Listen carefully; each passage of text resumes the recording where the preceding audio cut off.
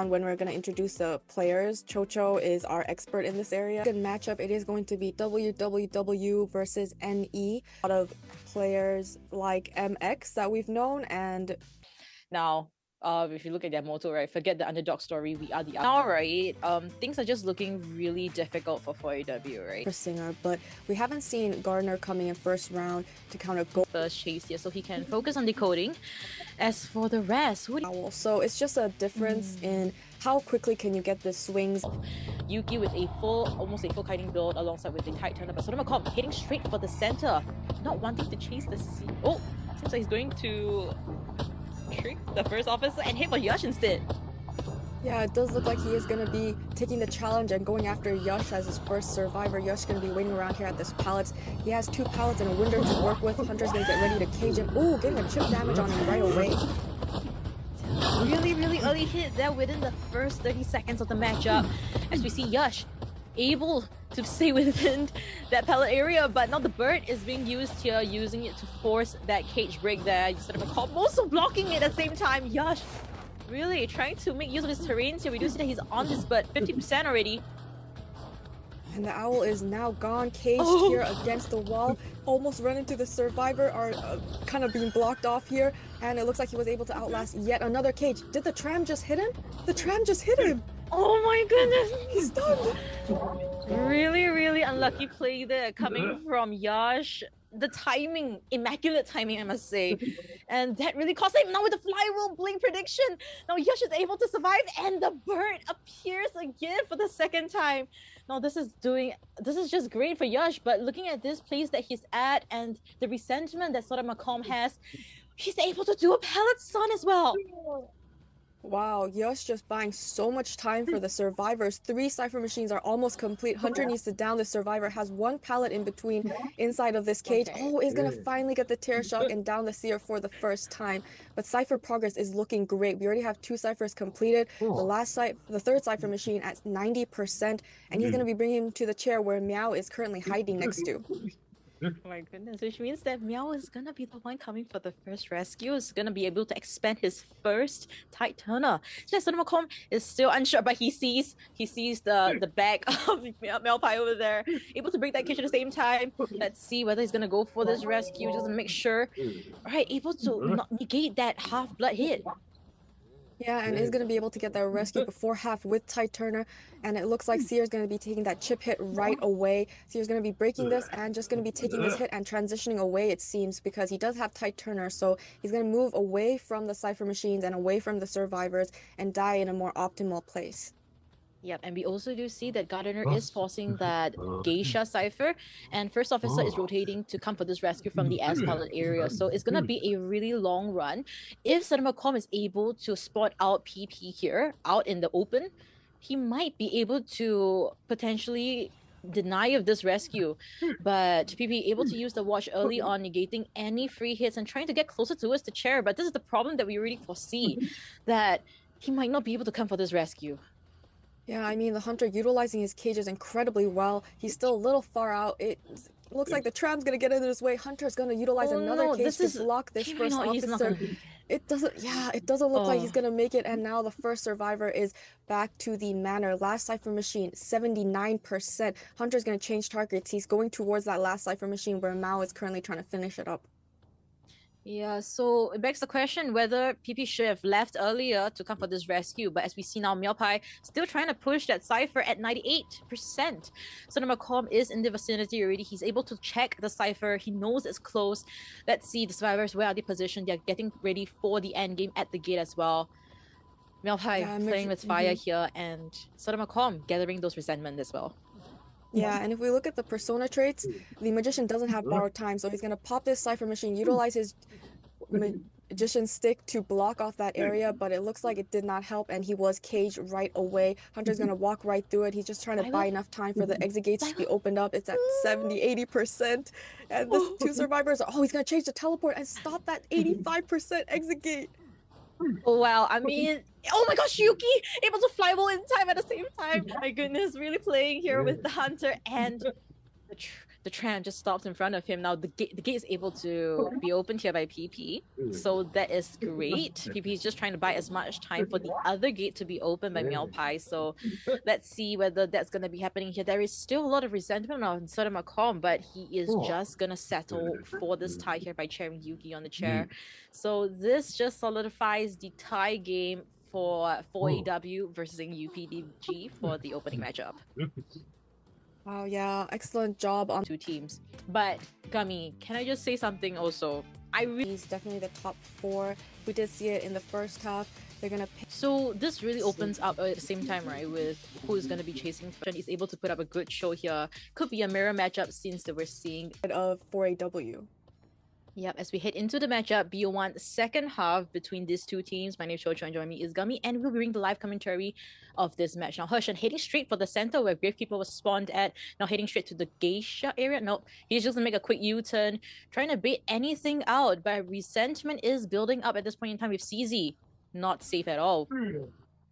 And it looks like Hunter will be dropping right down. He sees the blood trails of his first target. It's going to be the Magician. He's going to set up his first cage here. Magician utilizing the illusion to take that hit and going right through, playing a little bit of mind games here. But Hunter has caught up and will be getting the first hit onto the Magician. Great play coming from CZ though, but that is a really fast first hit as Blink will be up in about 15 seconds. Whether that will be used here, it will be a great question here as Heshen still trying to do it, but CZ with that gameplay over there, the tram nearly coming into contact with the Hunter here as we see CZ finally down here. Now, this is a very fast down, Gummy, but what do you think about this? I mean, this is not looking very good for the side of the survivors. If we saw in round first half, we did see that there was almost 3 ciphers completed. In this case, it's around 50, 60, and 80. So it looks like they'll have 1 cipher machine completed by this time. So they're going to really need to work on that rebound kite. He still has 1 illusion to work with. Hunter backing right into the Gravekeeper, taking a hit right away and getting that rescue before half with Tie Turner. Oh wow, really unfortunate there. Really forced that rescue at the start there and able to do a blink. So CZ was able to predict that, so that prevented the terror shock hit, and he's able to last for another day. CZ, but he ran into the Hunter. Is able to get that hit with that illusion, so buying him a little more time, but now he's out of items. Hunter set up another cage and will be able to take him down right away, bringing him to the chair for the second time. 2 cipher machines have been completed and they need to start setting up for the rescue once again. Have Gravekeeper with 1 order.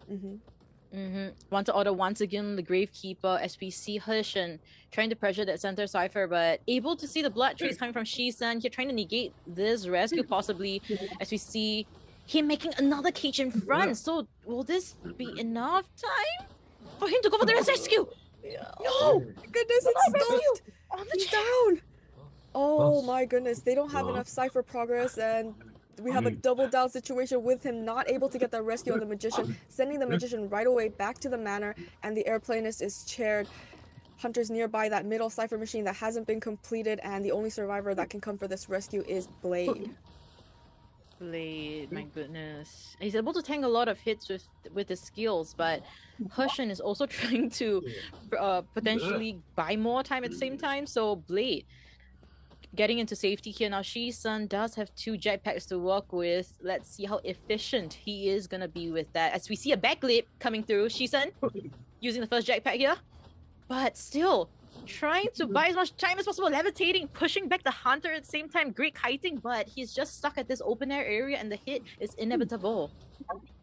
And it looks like he'll just be taking the hit right away. He still has 1 jetpack left to utilize, so he can still go for that rebound kite. He did buy enough time for the puppeteer to get away. No double down situation, but it's going to be sitting on the chair for the second time. 4 cipher machines have been completed, so if they can just finish up this last cipher, they can go for some kind of strategy. But Hunter's going closer to MX, trying to come in for this rescue. He does have shovel, so he can possibly make it, but if he's hit out of his shovel, what is he going to possibly do? That's the question, right? The thing is that 4AW really battered all with their personas here. They brought in borrowed time, but are we even gonna see an end game here as we see Blade getting potentially denied of this rescue here, able to use his first puppet here as we see a backdoor rescue coming from the Gravekeeper. Great gameplay, great distraction play coming from 4AW survivors as we see Shisan able to survive for now, and another jetpack is ready. And Hunter's getting ready to set up his next cage. He's going to utilize his jetpack immediately, but this is a very small cage, which means the Hunter will be able to catch up to you very soon, downing him right away. Third chair, Shisan's now going to be going back to the manor. Last Cypher Machine at 40. It's not looking good for the survivors. They're all at half health. Puppeteer can't go back into his puppet. Hunter just needs to look for a new survivor, and it's not looking good for them. Not looking good at all, I agree, Gummy. And as we see, Puppeteer trying to kite, but it's just really hard, right? Heshen has so much resentment to work with, great cage placement at the same time. Blade is able to kite all the way to this area. There's 2 pellets to work with, but there is a resentment that Heshen can play around with at the same time. Now in the open air area, and Blade gets that hit. Gravekeeper is decoding all the way at the middle double story area, and Cypher is at a standstill point here. So Gummy, it seems to be that this might be the chairmate situation that Heshen has been looking for. Yeah, I mean, he's teleporting. He's going to be going as close and trying to find MX. He's currently hiding. He already left the Cypher Machine as soon as Blade was chaired. Hunter has tinnitus, so he knows that MX isn't going for that backdoor rescue, and he's just trying to find him. He's hiding in between those 2 buildings.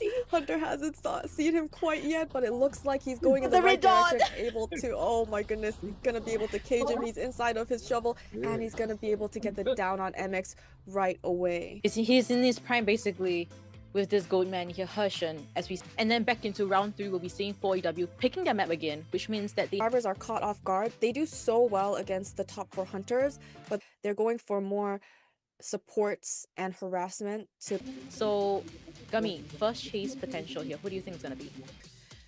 But Toy Merchant does seem like here for 4AW survivors versus UPDG's Hunter, and I'm Chocho. Job by me is Gummy, and we'll be bringing the live commentary of this match. And it looks like she's going to utilize her catapult immediately and transition out. Hunter is not going to be breaking this catapult. She has quite a long distance to go because that was a very high jump. She's going to be running into the forward for the time being and transitioning towards the middle. Needs to make it to the pallets, and the Hunter's catching up quite fast in her shadow form. Yep, MX still trying to do a mind game over there. Able to get towards the next pallet, but the hit still registers.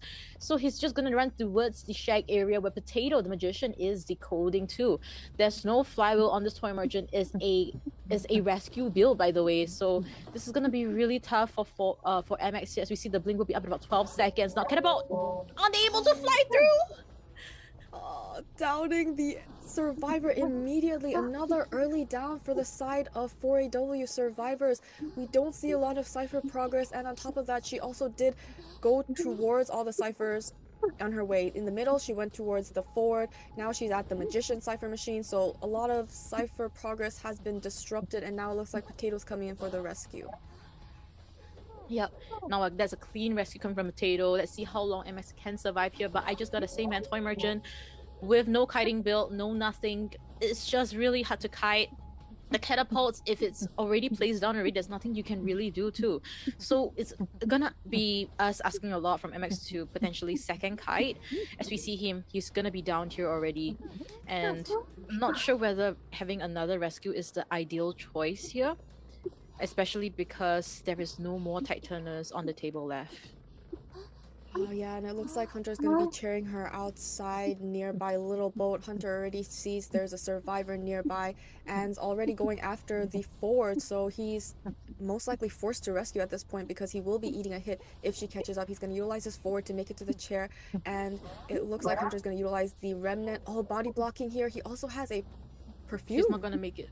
He's not gonna make it back to the perfume at all, but a rescue still happens here, but the stun does not register and the hit still connects with MX. So Heshen, he will be able to eliminate MX 2 minutes and 30 seconds into this matchup here. As we see the Cyphers progressing pretty well, but the 5th one is still on a standstill. He knows exactly where CZ is running towards, and in fact, he's running towards his half-health friend here, Potato, that just popped that Cypher. Yeah, and it looks like he's going to have to take this kite. He does have 2 illusions still to work with. He's going to utilize the second one here, try to make it to the pallets. Hunter is just going to be utilizing that, walking right to the pallet and downing the survivor because he just didn't have enough distance to make it to that pallet. We'll be chairing the Magician for the first time.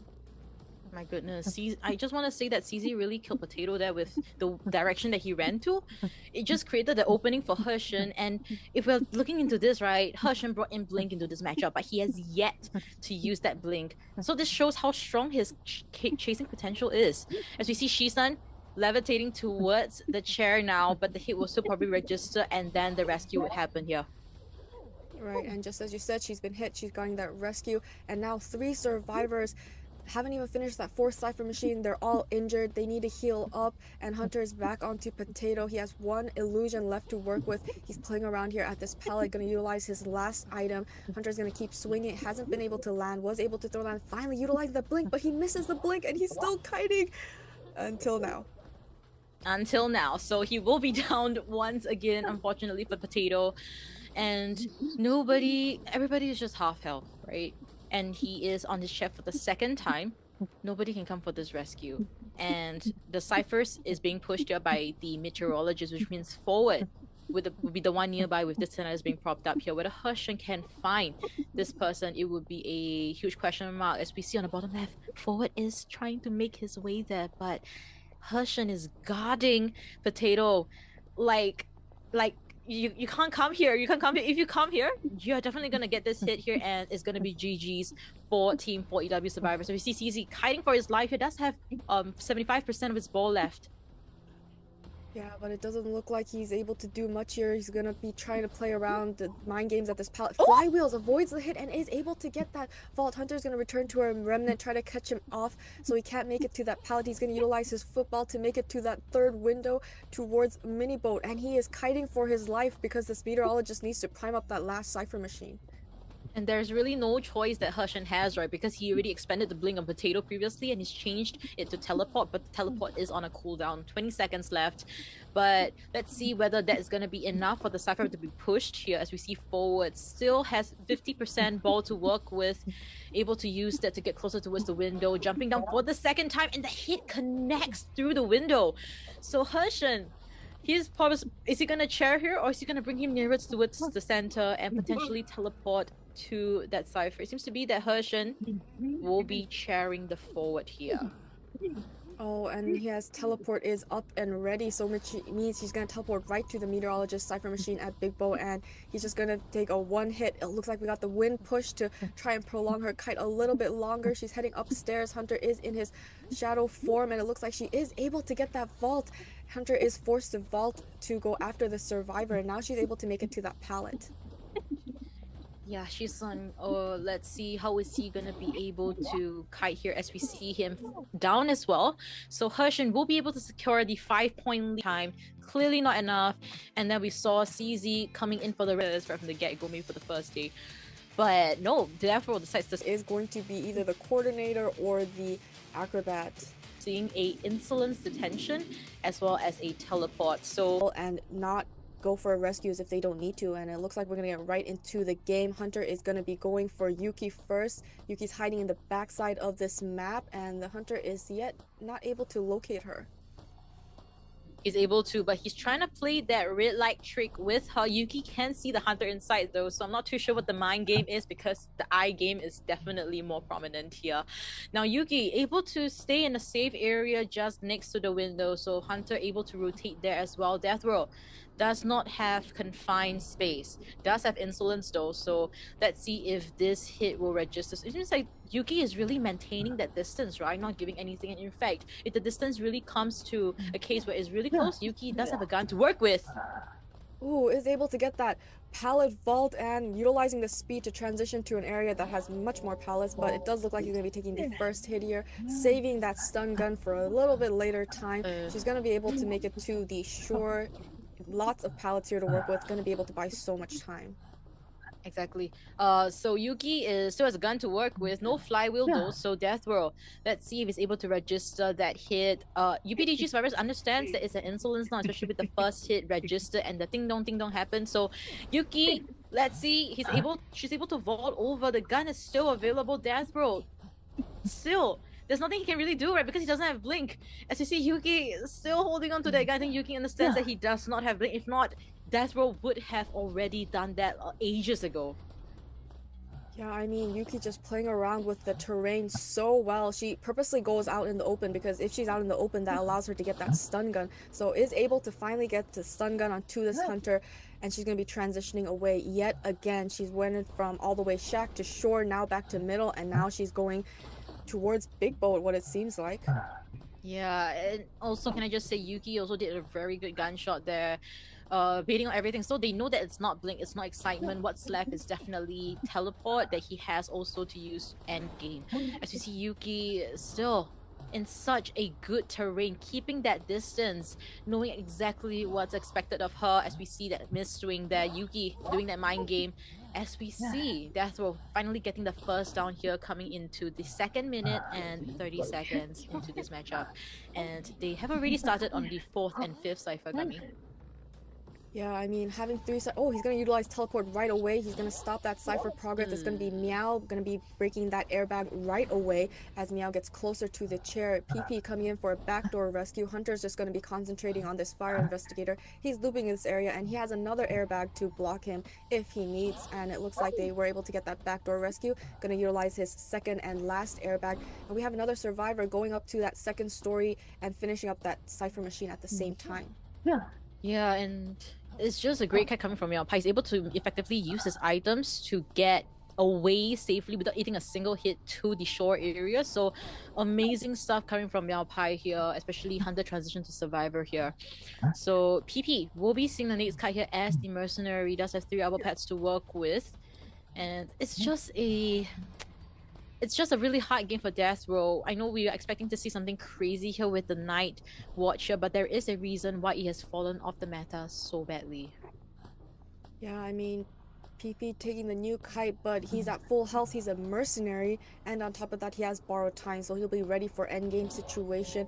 Not the best survivor to chase. Will be finally able to land the hit onto the mercenary, but he's just waiting around here at the shore area, and another survivor back up on 2nd floor Cypher machine, finishing up that Cypher. Hunter is now transitioning targets once again. Yush is going to be leaving immediately as soon as the Hunter left the mercenary. Now he is lost and unable to find the survivor.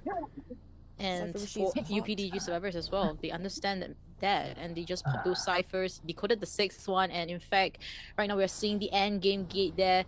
Getting teleported to Meow Pai is in this vicinity, but he doesn't have any items to work with, so that is where the problem would lie already. He used it up when it was in the big boat, and now he will be seeing the down here, but it should be enough for the front gate to open. It's currently at 50%. We are seeing all of them making a beeline towards that gate, which would help UPDG secure the 3-man escape and a win as the upper dogs.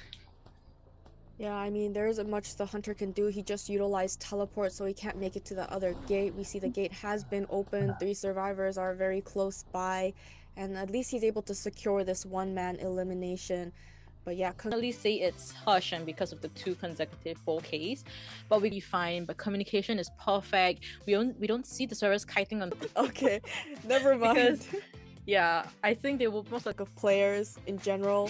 And it looks like we're gonna have NE roster. Yep, for NE we have Furiel. As you see from this map ban pick as well, we're banning the bigger maps just so. I think this team can counter Sculptor more than Sculptor, or he spawns directly outside of that pallet near Shack as well. So for Sculptor, because if Explorers chase first, he can't kite. But then the treasure that Sculptor has to find. But let's move on towards the game now. We're going to spawn directly at Christmas tree, but ignoring Explorer first and looking for Kaisan, who's playing first officer. This might not be the best choice.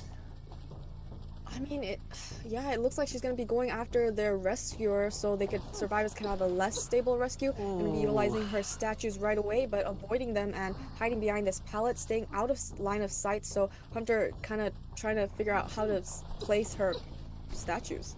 But Kaisan here, sorry, it's actually the Professor here being played. We're going to be able to get that chip block here immediately from Professor, but that's also a 1 chip damage there for Presence. But even so, right, we're going to be able to pull so far away. Professor is already running straight towards the next nearby pallet area, as long as he just dodges the statues here normally. Sculptor has a very long attack hit animation here, so it's pretty easy to get that shell shock out. Can we get it? No, we got a chip there instead, and that's a normal hit just because we're during the animation of that chip as well. Professor, we're in a little bit of pickle here, but we missed that chip there. Thank thankfully, but no blink on the hands to use. There's a warp here, but for Sculptor, warp is not the best to use up against the Professor as well. That's gonna be a warp coming out. Can we vault over, or are we gonna play around here for a little while longer? Can we maybe slow vault over? Slow vault? We're not slow vaulting. That's a fast vault over instead. Professor going down at 71 seconds.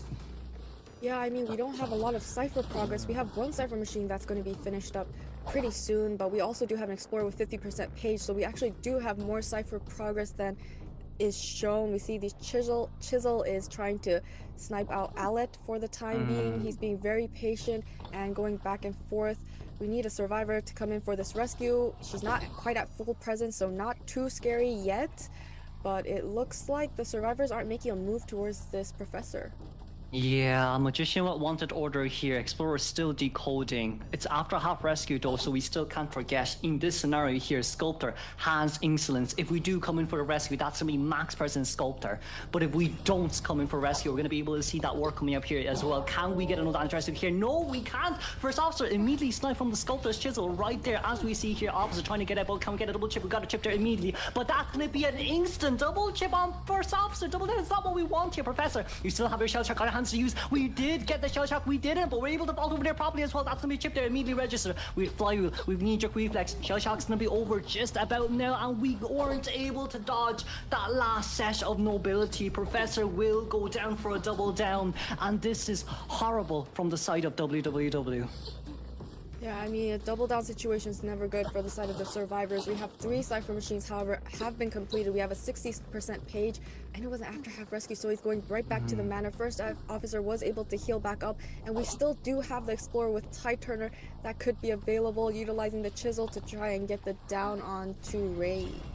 But sorry. First officer getting healed pretty fast here. Thankfully, he's going to be able to survive for a little bit longer. But who's right in front of us? That's the Explorer here, riding our face with that footprints left behind as well. We've 2 full Cypher machines remaining. Yes, Explorer's the only last one left remaining with that Tide Turner, but that's going to be warp over here immediately. That's going to be an instant hit. How many statues do we have? We have 3 full sets of statues. Explorer, it's going to be a lot of twisting and twirling here. We're going to go down in towards miniature mode just so we can avoid as much of those nobility statues as much as we can. But you can only survive for so long. We've 1 more set remaining. Sculptor, beautiful chip on the side of our Sculptor, and now that's going to be the instant hit down. We have not started our other 2 ciphers just yet.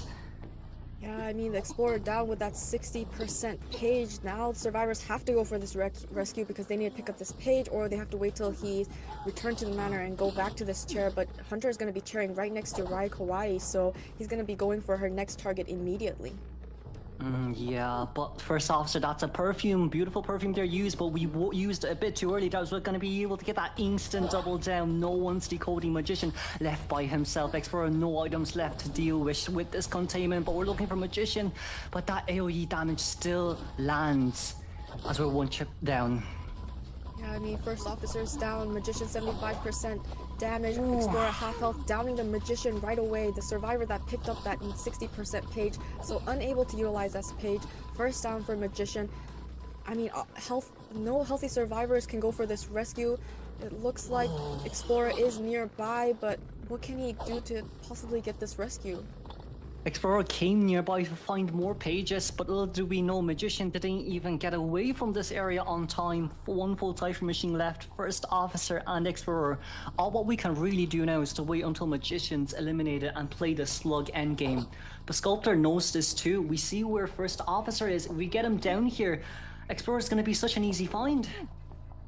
Yeah, and now she's utilizing the Chisel to down Ray Kawaii. He's utilized self-heal, so if he goes down, he can't get back up, but it does look like he's able to survive that 1 Chisel. Hunter is now moving towards this first officer. Not sure if she's going to commit, but we can see the Explorer is finishing up one of the Cypher machines. We do have a lot of progress in the last 2 ciphers, but the only problem is none of the survivors can come in for this rescue, and Hunter is already going after this first officer. We can't forget, there's still a warp on our Sculptor side. Officer, if he goes down here, that just means Explorer doesn't have enough time to pop open the last Cypher machine here. 1 statue set, that's an instant down. We just realized Explorer popped open his Cypher machine here too, so all now what's left is how long will it take for us to find Explorer? I mean, she's right nearby, but he's doing a good job hiding in the little grass. Oh, it looks like she's going to be able to find him down and immediately. And that's Sculptor for you with that 4-man elimination. And it is just kind of from the Professor's side, this up against the Sculptor in Perfumer. Right. So it... we're gonna go Moongate here from the side of Goatman. It's not gonna be Turner. Yeah, so we can see a win up against WWW for round 1, but we're going to move on towards the game we go. This will be round 1 second half between these two teams, as we have Trump Card Attention alongside with Wanted Order, Exhibitionist, Berserker, and Fear. Yeah, and it looks like he's going to be heading to Peter Pan first. Is going to be able to get that hit onto the illusion, avoiding the damage for now. Is not going to be able to get the Terror Shock on this pallet. I mean, it looks like he thought he had enough time when utilizing his illusion, but the hunter just knew exactly where the survivor was heading because that pellet was dropped. And yeah, extremely early down on the side of the survivors. It's down on the wrong side. The thing is, oh no, first officer got that immediate hit. Yeah, and we're getting back started. We see the first officer is able to get that immediate rescue before half with Ty Turner. Hunter is trying to look for another survivor to hit, gets a chip hit onto the first officer, and it looks like he wants more. He wants to damage this first officer, can't rescue at all. Oh no, Peter Pan is lagging. It's a bit unfortunate here, but there's really nothing else we can do in this case then. It is currently a 75-second down, alongside with the fact that it will be second chair as well. This is pretty bad. We see K2 here already coming in for the rescue Gardner with Wanted Order 2, unfortunately. So yeah, Hunter able to cage the survivor because Wanted Order is telling him exactly where she is, and she's gonna be able to break this cage. Hunter's gonna be taking the hit onto him without the bubble, so that's injuring this Gardner. She's making this rescue, isn't able to approach the chair. She's cut off, and now she needs to leave. Yeah, it's a little bit unfortunate there from the side of Magician. He disconnected there on time, but we missed the blink there at least, so that's at least some type of breathing room here from the side of Gardner. But Gardner, can we maybe contain here for a little bit while longer? We can't, because we didn't know where the Goatman was. That's a double down instantly from the side of Moru. It's great, but it's not so great for any survivors. Yeah, and it looks like the Magician will be going back to the manor. Now the Hunter is free to pick up this Gardner. He's going to be trying to set up the cage, and now he's going to go straight for... No, he's going to be breaking this pallet. Now he's going to go for that pickup. So first chair on the Gardner. They don't have a lot of cipher progress. Already one survivor is back to the manor. We see injury on the first officer, and the Hunter's getting ready to choose his next target. From the side of any survivors, preferably speaking, we would like to pop at least a second cipher so we can maybe play for an endgame dungeon. But right around now, Perfume, beautiful Perfume there instantly on our side as well. But we don't have that movement speed boost to catch up here on time. So Flywheel did not come out a little bit unfortunate. We want to bait here a little bit while longer, but at least Gardner's up. But the only issue here now is Perfumer will go down instantly as Gardner's just right in front of us. Yeah, she needs to avoid this double down situation, so Gardner needs to kite for as long as possible, but Hunter already knows where she is going to be caging her. She's working around here at this pallet, but Hunter's going to be running right into her, downing this Gardner. Another double down situation. First officer, the only survivor up and running. I mean, she's going to be chaired once again. Oh, it looks like they are healing up in the corner, so at least Perfumer will still have self-heal. The issue here is Moru now realizes that no one's going to come in for the rescue. We see the other two here currently healing as well. We're going to look for them immediately here. Perfumer up first hit, preferably speaking. We don't see her just yet, but at least she's still at half health here. Now, first officer, no pocket watch on her hands left to use. 4 cipher machines left. We just can't get dungeon. So for Moru here, if he does want the chair, it doesn't matter. No dungeon for Perfumer to jump. All what we're waiting for really now is crows. Yeah, I mean, Hunter just... He has tinnitus, so he knows there's a survivor nearby. They're not going for this rescue, so now he just needs to pressure these two survivors. And it does look like he's going to be going for the first officer next. And we'll be able to get a hit onto him, but he was only chip damage, so he can still kite a little longer, but he doesn't have any items left. Going to utilize the second cage and down him immediately. Yeah. We still don't have dungeon, unfortunately. Perfumer did not find the time to decode any cipher machines right now. Leaving first officer on the ground is fine. You could also chair him too, and we'll just wait for endgame until crows either pop or we find Perfumer. But as of now, we're running straight towards Perfumer here. We're currently in a straight line towards her as well. I think the moment we get tonight is we'll probably be able to hear where she is. And of course with blue stick on the ground, it seems like we found her instantly there. Perfume has been dropped out. We do have blink, but we missed, so that will at least buy Perfume a little longer of a containment time. Yeah, but she utilized her last perfume, so now she's out of items, and the hunter has her caged once again. A little back and forth here. She's cutting across the middle, but the hunter caught up and will be down this perfumer. First officer, however, has gotten back up, but now he has no self-heal. But even if the survivors get up, as you've mentioned, dungeon is still not out. Yeah, so from the side of survivors, their main goal here is try to decode one more cipher machine. But like, if you look at the remainder of the cipher machines here too, 51, 40, and 26%, it's not enough. Like, you can't decode any of them in 10-20 seconds, especially for Moru here. 100 stacks of resentment almost on his hands. It's the traversing across the map is just huge for him. I mean, so far he hasn't gotten the tinnitus from this first officer, so he's doing a very good job hiding, but I mean, Perfumer is going to have to get up at some time, and she will no longer have self-heal. Hunter can just go right back to the Perfumer, down the survivor. The only problem is, it looks like the Hunter does have tinnitus. He knows he's hiding in this corner, and now he's able to cage this first officer. First officer back down on the ground. Self-heal has been used here alongside with Perfumer self-heal being used as well. I do think now it's just kind of a waiting game until we get Perfumer down, but I would say as well, early game, it is really unfortunate with that disconnection here from the side of Magician. Because if it wasn't for that, potentially speaking, this could have been a lot more different, especially with how any survivors are now playing the end game. If we can bleed out, there is still a dungeon chance. But because there's 4 cipher machines remaining, dungeon is still hidden after all. Yeah, it looks like Hunter's going to be teleporting to the Shack cipher machine. Doesn't have tinnitus. He's going to utilize his cage. He's going throughout the map. It does look like he now has tinnitus. She was trying to make her way to heal up this first officer, but it looks like she's going to be going down, and that's a 4. There's way too much. I think they were a little shaken up about the whole situation. We'll see. I think we'll see most of these after the map selections here to any being able to WWW survivors. We first officer gone. Magician is first from getting those rescues. Yeah, I mean, especially if you want to chase after the Fire Investigator 2, I think the catch up here will be going to bring Flywheel, no Tie Turner, Peter Pan with knee-jerk reflex, no self-heal. And he'll have to re-injure them, and it looks like we're going to get straight into the game. Hunter is going right past Mini Boat, and he's heading towards K2 as his first chase.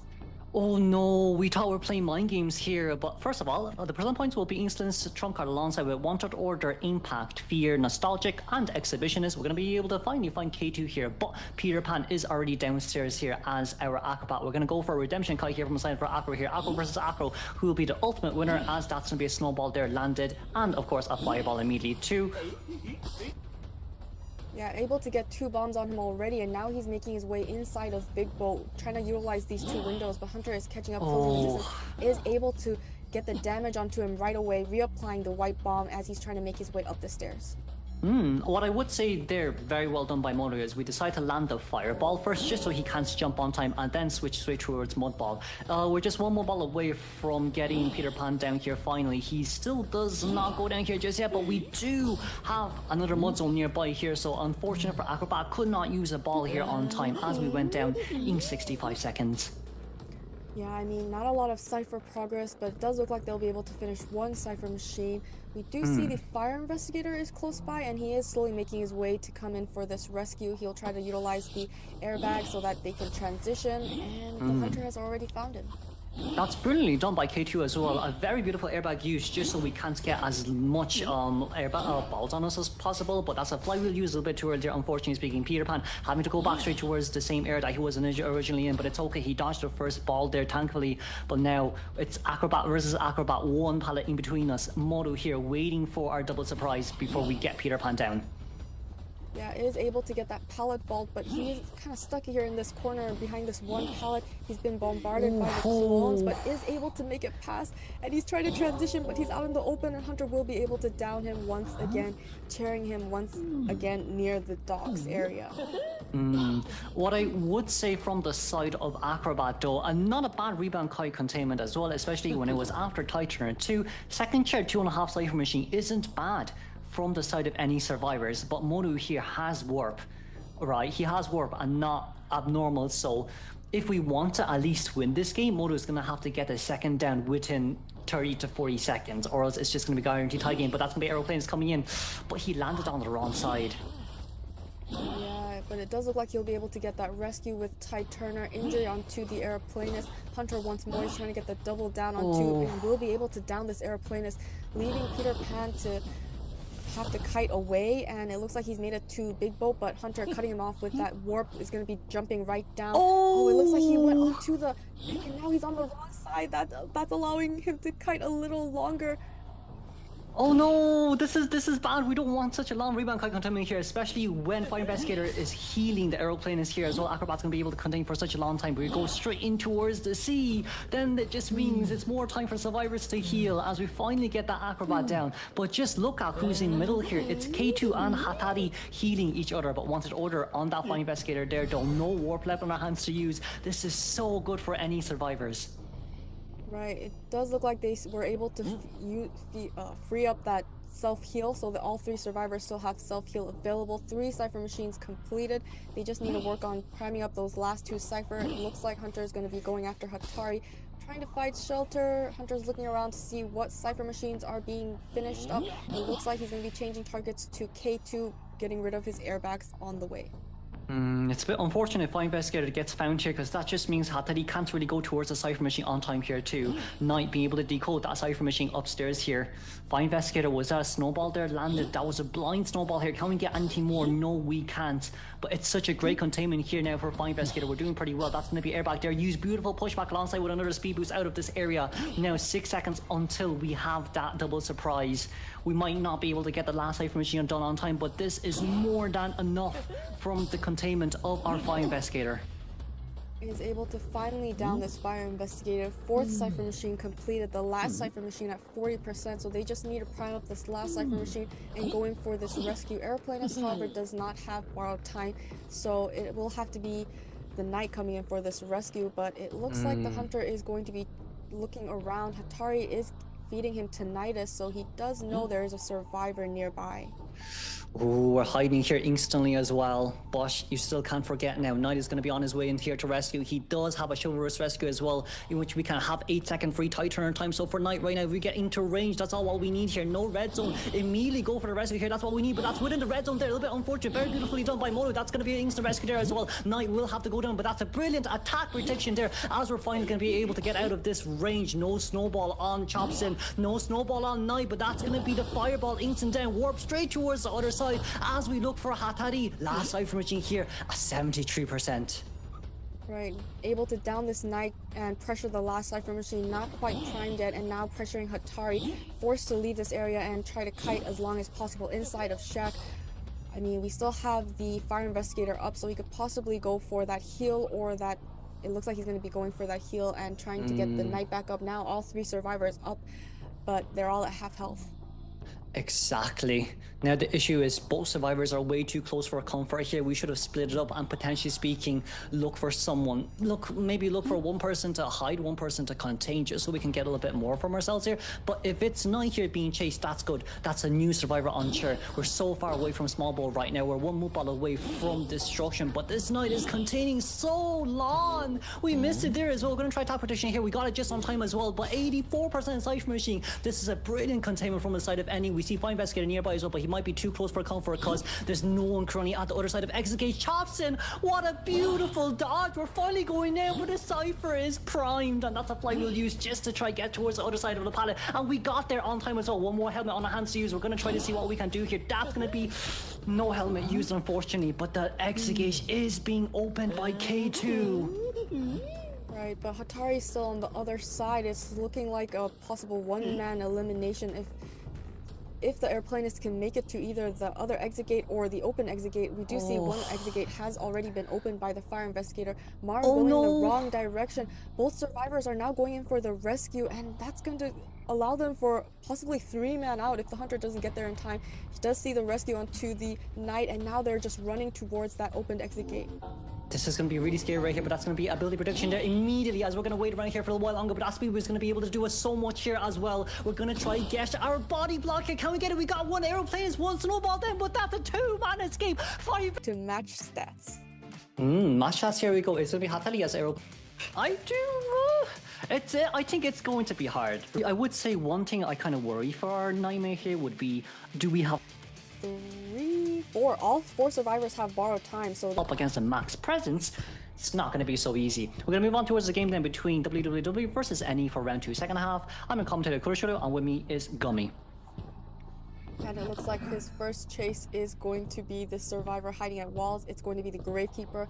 Goes into his shovel immediately so that he can have to be able to tank one hit and still be at full health. And he's going to also utilize this time to transition away. Hunter's looking at the ground, and he's slowly going to be able to catch up.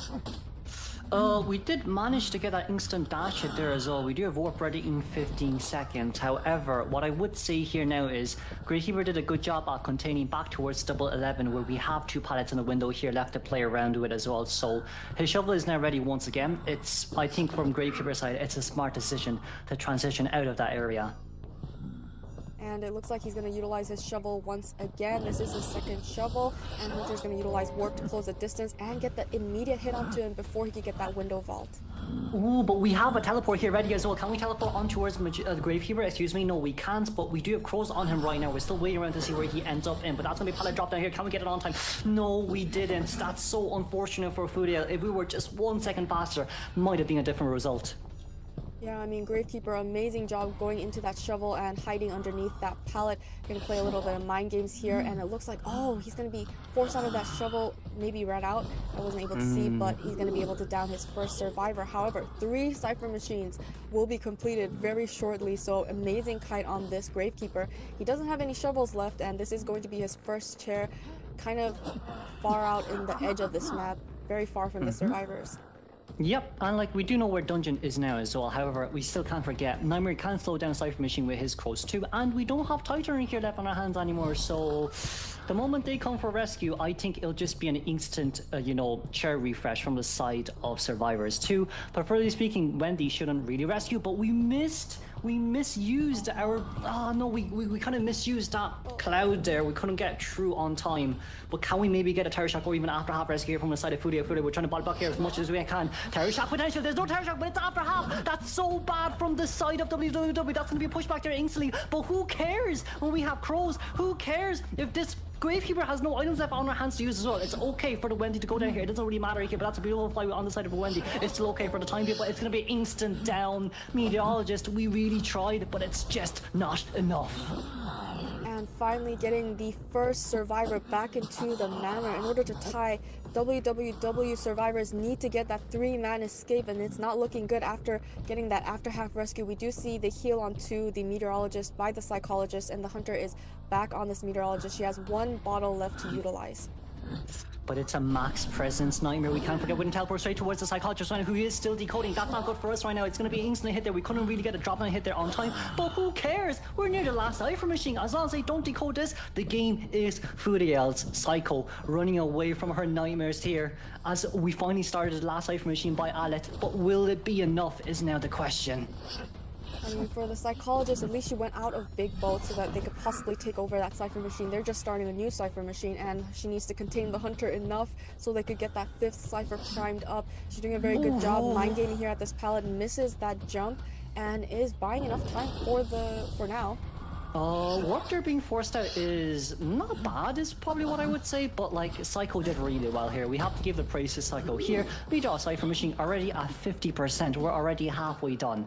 And Warp was also forced out here too. But actually speaking, Furiel could have just gotten rid of that pallet too, to be fair with you. But that's going to teleport over straight towards Meteorologist. The action doesn't stop here just yet. The Psycho, that's not Psycho, sorry. Ada, that's just not Ada. What am I saying? Wendy just had enough to go up to her small boat as we're going to be able to see a no damage rescue from Professor.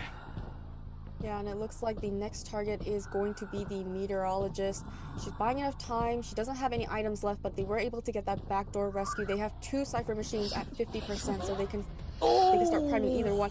Oh, is able to get that jump hit as she's getting that window vault, and the hunter will just have to block this window on his way. But like, look, It's the issue now I have is psychologist on the last cipher machine. We're currently decoding. Yes, we didn't get hit over that window. A little bit unfortunate, Furiel, but it's okay. It's probably muscle memory from the side of survivors. But as of now, it's one short window for us to play around. Alex still trying to contain for as long as he can. We do see Kaisan on the other side as well, but we're looking for a teleport here, potentially speaking. Can we get a hit? We did get a terror shock hit down. Now we're kind of looking for the teleport just so no one can decode the last cipher machine. Furiel is not aiming for it. We're saving our teleport for later on. Professor's here right now. But if that's the case, it's still tieable from the side of survivors, but the question is, can Alit rebound Kite? With 2 pilots here remaining. Professor coming in for the rescue. Professor has to body block, because if we don't, it might just be a 3-man elimination. Yeah, it looks like he's going to be taking the hit here and getting the rescue before half. Cypher Machine's primed endgame situation. Hunter is back on to Kaisan and can down the Professor immediately. Cypher Machine pop, he's back up and he has detention, so it doesn't matter if they're full health. We can't forget though, Professor's not an easy chase. We have Shell Shock on our hands to use as well, and we need to bait it out twice. We have Warp on our side as well. We do still have Crows on the other side too. Psycho getting that mini Shell Shock there for ourselves as Professor's still trying to contain for a really long time. But we're too close towards the X gate right now. This one long window is going to be able to buy us so much more time. Can we get the hit there? Yes, we did. It's just about on time. Can we maybe teleport here on time as well? No, we can't. We're going to go for a teleport here immediately, but it's on the other side of the map. That's going to be Wendy here near us immediately. Alish trying to become the hero of this game. We did have a Warp there remaining on our hands to use. Can we get the hit there? We didn't. We did. We got it just on time. As long as we chair this and go back for Professor, it'll be so different about endgame. But Psycho is still nearby. Teleport's ready in 37 seconds. Where is the dungeon? Dungeon's behind Mini Boat, and Hunter is now pressuring the exit gate. Is most likely going to try and force the psychologist to leave, leaving the Professor. She's trying to leave the last minute as possible, trying to allow the Professor to do something with this time that he has utilized self-heal, but Meteorologist is going to expire pretty soon. Professor's running towards the dungeon. He's going towards the dungeon, so this could possibly be a 2-man escape, but Hunter knows where this dungeon is because he chaired one of the survivors nearby, so now the Hunter is going for that dungeon. But we still have a second Shell Shock though, so I think I'll just buy more than enough time here. But Furiel, it was a brilliant play from the side of our Hunter as you mentioned, the Meteorologist was able to make up that 170 and that breaking wheel after all. But also at the Sleeping Town is always first. For me, it's between Hospital and compared to 4.63 meters per second. I think our first chase might actually be Entomologist. It's not a bad spawn. We are able to Embalmer 2 just to get those faces for the coffin too. Will be Day 1 match 2 round 3 first half between NE versus WW. I'm your commentator Koto, and with me is my co-caster Gummy as we begin the game. And it looks like she's going to be going towards the middle of the map where she will be running into the fort, but is she going to take a turn? She's going to be recording some of the Cypher machines. Oh, she's going to be going straight into the Priestess portal, and it does look like Priestess is going to be her first chase. Embalmer not being able to decode here a little bit unfortunate, but Priestess as well. We're looking down for Hunter's Instinct, 8% movement speed booster on our hands as well. But Priestess, very beautiful patient there as we are able to at least get a tiny bit more distance away from this Clerk. But in this case, all Cypher machines still being decoded. Priestess, that's going to be a portal there, drop down on time. I don't think we'll be able to break that as well, but at least for Alet right now, Ento is already come in for the support. Yeah, Ento's bees trying to push the Hunter away from this Priestess, going to be blocking this entryway so that Priestess can go right through. Having a lot of distance, she's going to be able to utilize the pallets and windows, but it looks like she's going to be going inside of the Lion Pagoda, and she has a pallet here to work with. Hunter is going to record the Cypher machine, so she's able to make that. Oh, she's going to be running right into this Hunter while vaulting into her. But I feel like the first hit will register here instantly. We do have Warp on our hands to use as well, and Ento spent too much time helping. Priestess getting upstairs is fine, because Clerk still has that Warp for that instant catch-up too, so it's not too much of an issue here for Furiel. We're going to be able to get up here on time. That Warp has to be casted here instantly, just so we can catch up on time. But Alesh didn't really look above him. That charge attack hit was used, but nothing was connected. Yeah, Mind Gaming here. It looks like she will be able to close the distance. We don't see any portals at the moment, but she is able to make it behind this pallet. We have the Entomologist bees pushing the Hunter away once again, allowing the Priestess to transition inside of the Lion Pagoda. Oh, we did get that window vault there though, but Warp is still on our hands to use. I think we probably won't use it by this point because we don't want Forward to think that we want Forward to think that we have excitement here too, right? So that's going to be the vault over there on time. Great lock on Priestess, still playing mind games, but she's going to go down here, unfortunately. 2 minutes and 6 seconds in towards the game. Forward is already nearby. So it looks like the forward is going to harass, so this is going to be harder for the hunter to pick. The survivors, as we mentioned, do not know the hunter's trait, so he can't be as aggressive as he wants to be. Now the hunter is pressuring this entomologist, trying to get the survivors away from this cipher machine, but that allows the priestess to heal up, and now she's back up. Forward coming in with a mini stun, it allows entomologists to get away, but we still haven't gotten anyone on the ground just yet. Alesh, that's going to be a long portal straight towards the other side, but that other side is going to be where Embalmer is right now, so she's not the best chase here anymore as we're finally going on for the heal. No survivors on the chair just yet. Forward pulling such a long ball away, but he still does have at least a quarter left. And it looks like the hunter's going to be trying to get rid of that world global portal, and hunter is going to be taking this vault as well. Now she's going back on this forward, but he still has football to utilize, and he's transitioning into the pallets. Survivors are being very careful to throw on these pallets because they don't want to get a recording. He's just going to utilize the rest of his football to transition away, but he's kind of caught in the open, will be taking the first hit, and it looks like the entomologist was also healed up during this time. I feel like from the side of Furiel, he thought that forward doesn't have borrowed time, which is why we chased after him, especially after Flywheel was used. I think Furiel is now predicting it's Tie Turner Flywheel on the side of forward here. But look, as long as the last life machine hasn't been decoded just yet, I think that's the most important thing out of everything. But leaving Embalmer being able to safely decode that cipher nearby, I think we probably should have invested a bit time to chair near Embalmer at least.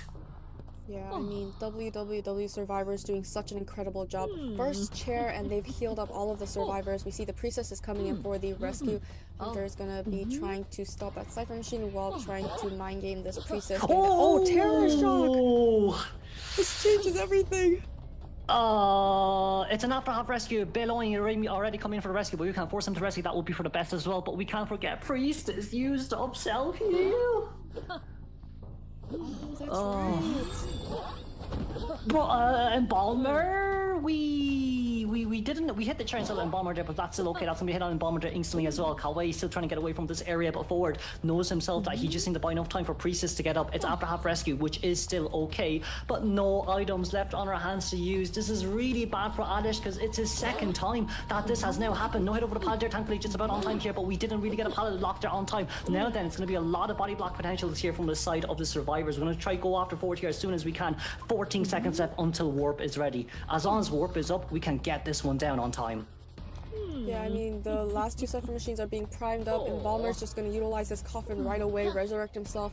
So the hunter is now closing in. He's going to try and get the... Oh, he's not able to get that vault, and is going to be going back to the manor if he's chaired. There's no possibility for the survivors to harass because the entomologist doesn't have any bees, and no portals, and no ability to harass on the side of the priestess. The fourth cipher machine has just popped as she's sending the forward away.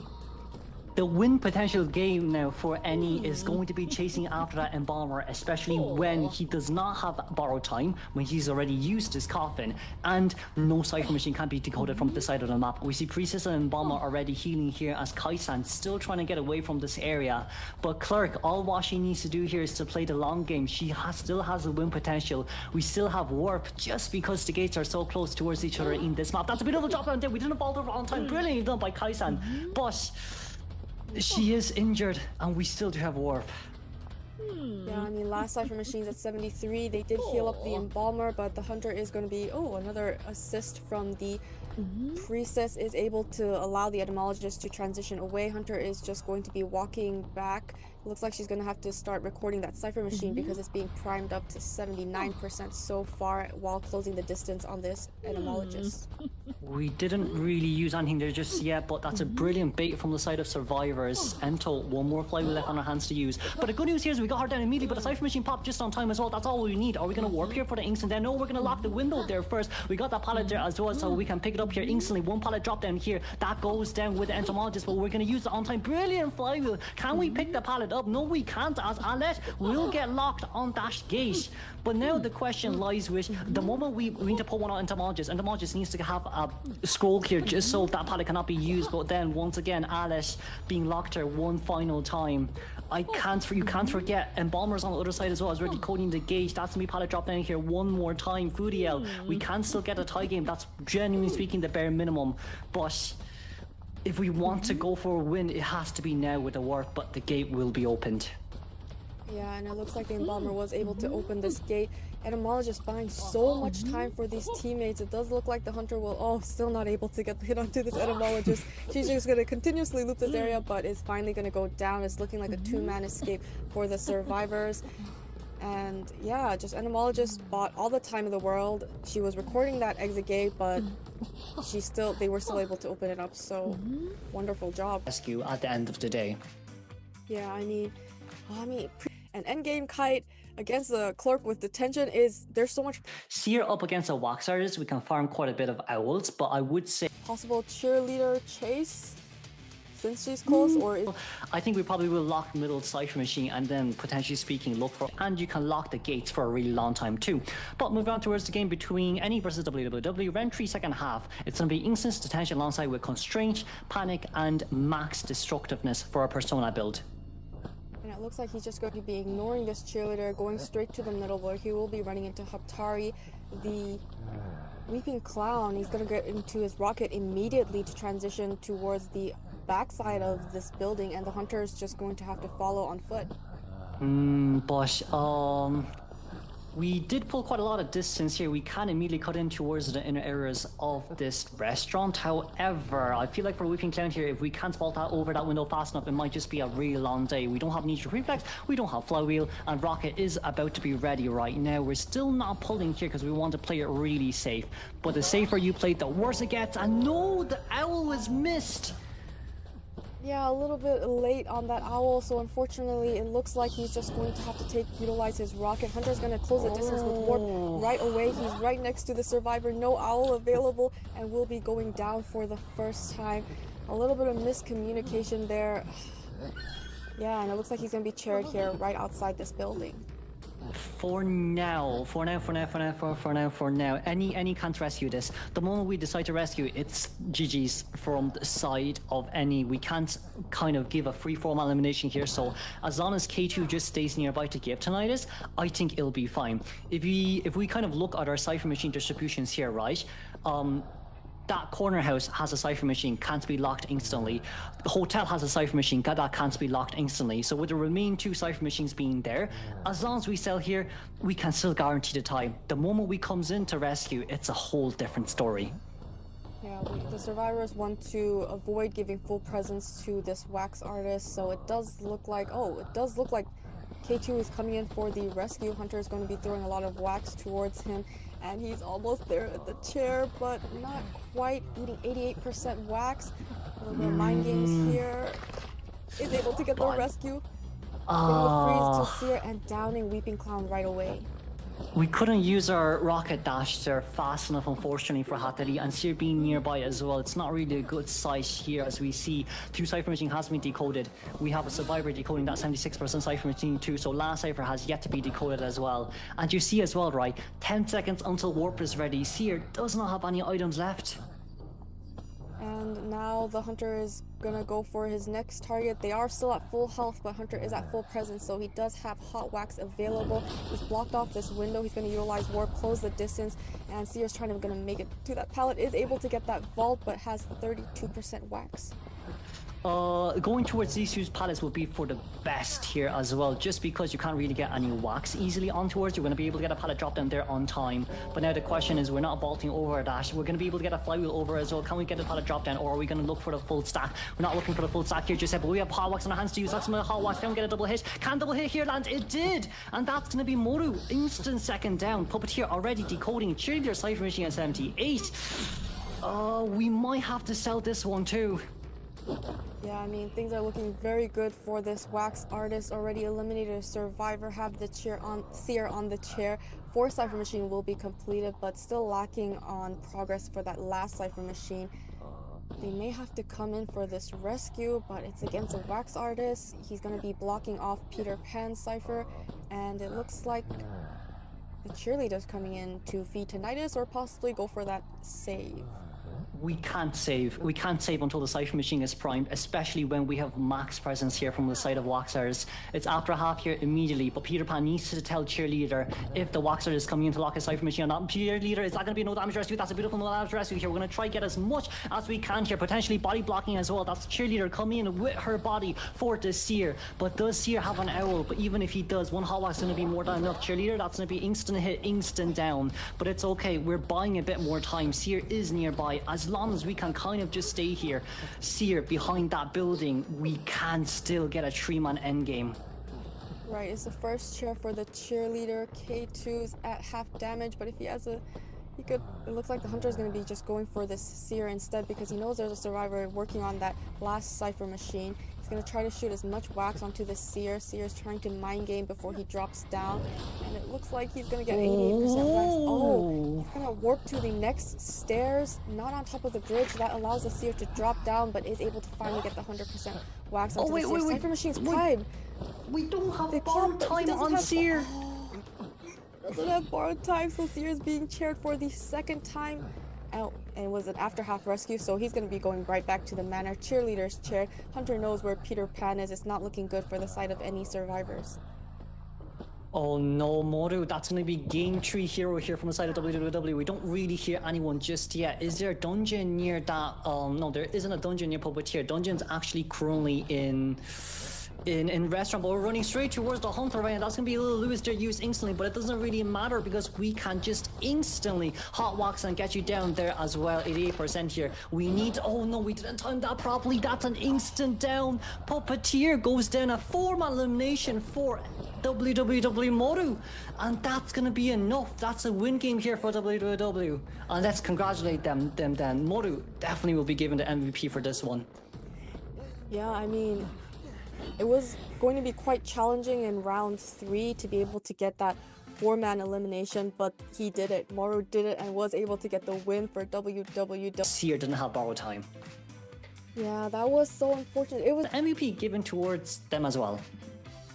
Yeah, and they will be facing Team 8 UPDG use this matchup for FT, but before that, let's look into our team roster for Team F. And FT has bemmed out the Arms Factory and the Moonlit River Park. It's hard to say really, Chocho, isn't it? Because like, if we think about a kind of, in one way you could say that he kind of messed up. Into the personas here, trump card detention as well as an abnormal, very aggressive.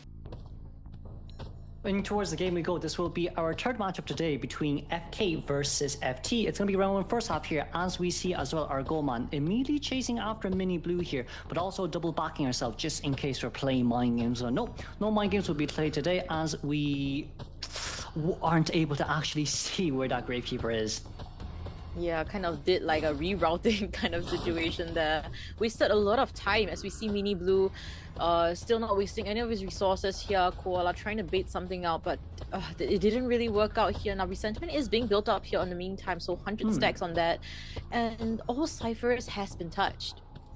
Mech stalling in a little bit of a danger here though, but like you still can't forget, just because it's a mech stall doesn't mean that it can't contain. After all, we're trying to predict that mechanic is in graveyard, but little did we know mech was hiding inside that 2-store area, and as of now, full eyes on towards this Goatman. No matter what you can do here, can we get the down? We didn't get the hit! This bot playing mind games here with Koala, and Koala now finally gets that ping on where the mechanic is, and Adi was able to place the second half of the doll on one of the ciphers and will be kiting on top of Mini Blue as well. So Koala, let's see what the gameplay is gonna be. He's just gonna walk past the mechanic's doll, and yeah, he's kind of in a lost situation, right? 1 minute and 30 seconds in, and still nobody chased him. The unfortunate part for Koala here is he's losing every single mind game. The first one up against the first officer. Now we're actually near the bot as we finally get the ball down. But look, cage is still nearby. You have to break the cage. Mech is going to be able to run away on time. Not only that as well, Mech already bought so much time. So from my point of view, right, even if she does go down here, it's already 3.5 ciphers. Yeah. Like, this is just the start of the guy, actually, though. And now a pellet stun coming through from Adi.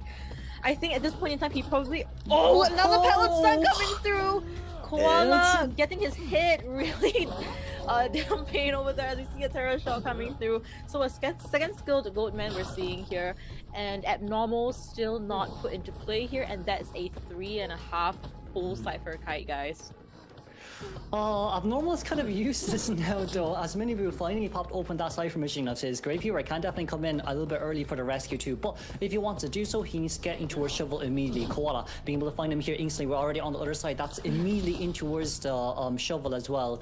But breaking that cage, I don't think is the best. You want to buy time until that shovel is gone. You don't want them to reuse it.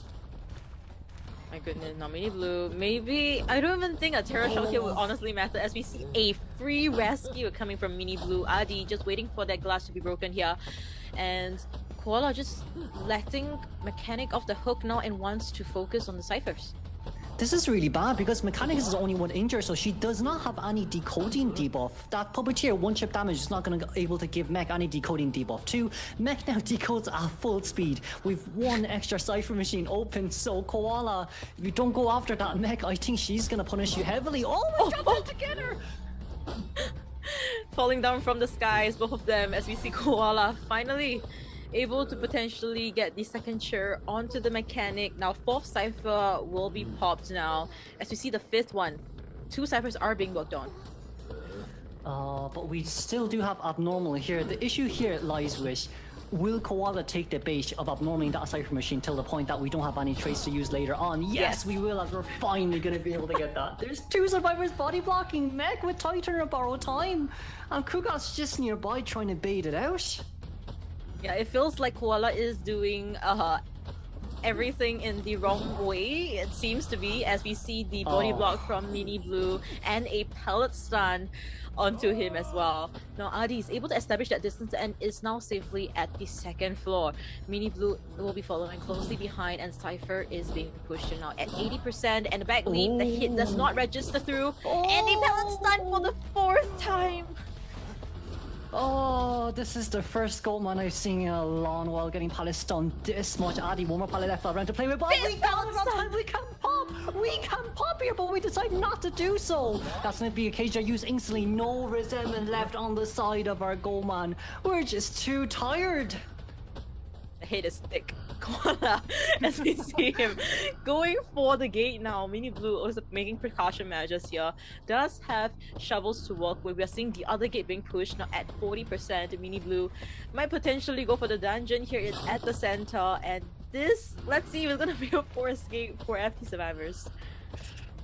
Changing targets here isn't the best idea because the moment Grave Reaper gets out of shovel, it goes into cooldown immediately. He still has another shovel on his hands to use. We're going over here instantly. Koala, you're done. Koala's done, as we have seen the 3 survivors at the gate, and Mini Blue is making a beeline for the dungeon, looking an okay sign. Only 10 hits from Koala. This is kind of below this Wex Artist, and the Wex Artist has been known to at least get that first officer as far away from the hunter as possible. With, like, you know, we can see the persona points here as well. HIM only bringing that one type. The game begins as we see here HIM second half of round 1 between FK versus FT as we lock the Cypher machine first with Panic Berserker, max destructiveness and you know, detention, but it seems like Sen already being spotted out here. We still have a mini shell shock to use to get rid of the stack, but we didn't as the first hit here landed within 20 seconds of the game. Really fast game right from the get-go, as we see 8 stacks already on to Zen. Now he's able to get away, get out of sight from HIM, but let's see, the flywheel is also not ready at 14 seconds left. One shell shock as well. We need, can we get it here? Him is playing as much as possible with the mind games here. It's currently 84 stacks, but we have to use it here instantly as well. That's gonna be shell shock here. Popped open early, but that second one too, just on time. And a 50-second down is just too fast. That's way too fast, and Warp wasn't even used in this instance, as we see him getting shed at the center area. So maybe Top Cypher will be interrupted, but that should be okay, as we see Top will be coming in for that rescue on the first officer. Pamela Cypher though, I think that might be one that will also be interrupted. And not only that as well, there is also another chance for us to kind of lock the Cypher machine near Puppeteer, but Magician a little bit too close for comfort as Baby Top coming in for the rescue. We still cannot forget though, with the fact that the more hits you give towards this character, the worse it gets for you endgame. Yeah, especially when it comes to the rescues as well. Might potentially need a double rescue. Let's see if they do have the manpower towards that, as we see Zen just trying to kite away from the last Cypher. And Pamlam Cypher getting locked once again, so that 91% Cypher will be on a standstill as we see that the 4th and 5th still untouched. Yeah, and like we did see Sen being able to actually kind of utilize that shell shock to get rid of the stack, but we didn't really have any pallets nearby to use, unfortunately speaking, just to prolong that containment. As Famlam here, Magician immediately being chased here, we're not max presence just yet, so rescue is still possible. As of now, 86 stacks. We're currently Flywheel missed, unfortunately speaking. One hot box getting him down is all we need right here. Famlam, can we get it sometime as a running straight towards 100 here? Brilliant prediction as the game continues. Yeah, Zen kiting for his life here as we see that the pallet stun comes through and his shell is ready for usage. Now, Flywheel is still on a very long cooldown, so I'm not sure if Zen will be able to last till then. Now he's trying to buy as much time not to survive. Shell shock.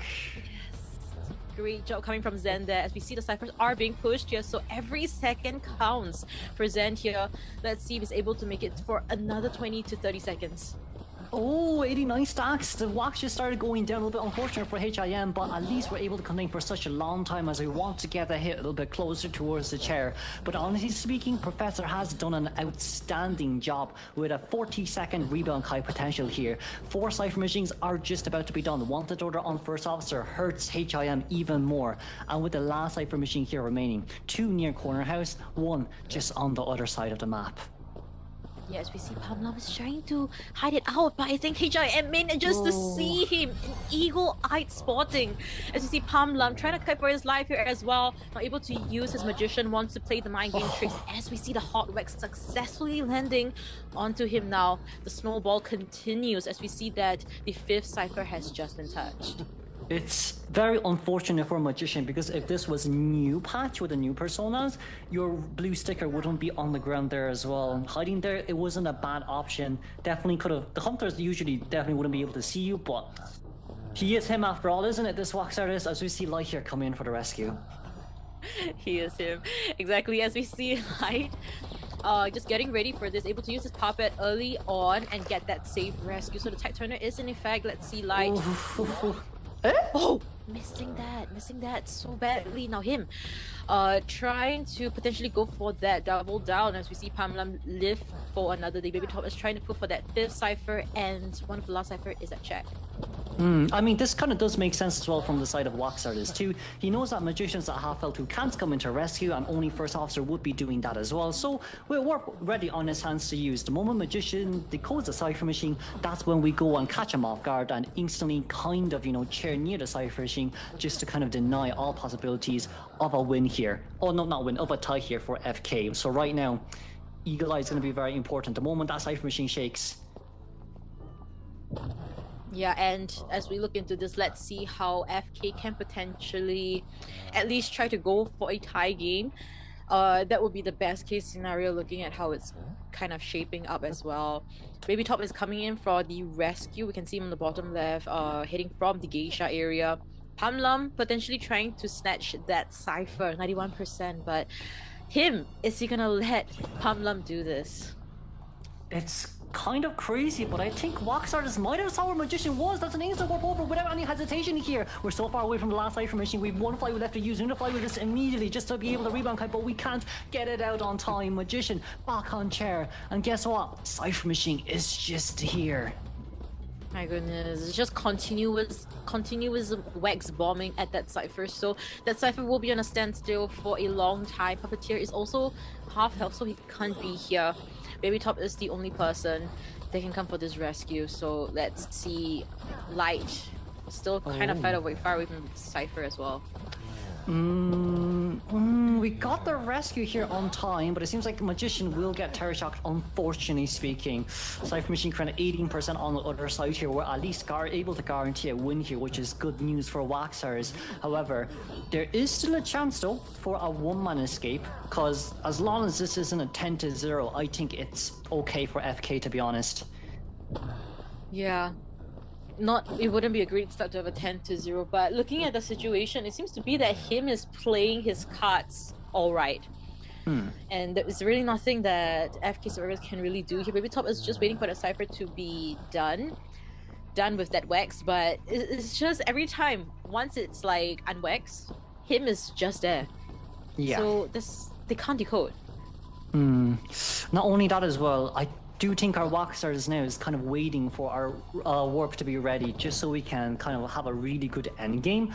But like even in these cases too, it's kind of like you don't know when to pop. The moment you get 100 stacks of wax, you hot wax. Are you going to pop? If you are, brilliant. We immediately get extra wax on him, get him down and warp over. If you don't pop, it's just a slow death game. As now Baby Top trying to continue here for as long as we can. 53% Cypher Machine on the other side. We've no one more pallet left here to play with, but you can just lock it with one blob wax.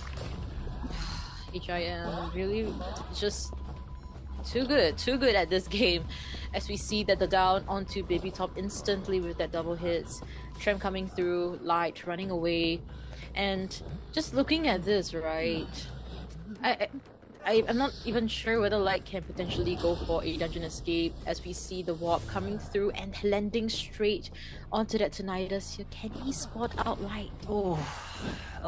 We got a pallet stun exchange, which is nice, but 60-second containment up against a Waxer is Puppeteer 1 item left is really hard. That's to be Puppet there used instantly. We can hot wax and then normally head down if we don't want to wait, but it seems like we're just going to play a little bit of a safer game here, as finally, let's congratulate them, the 4-man elimination from the side of HIM.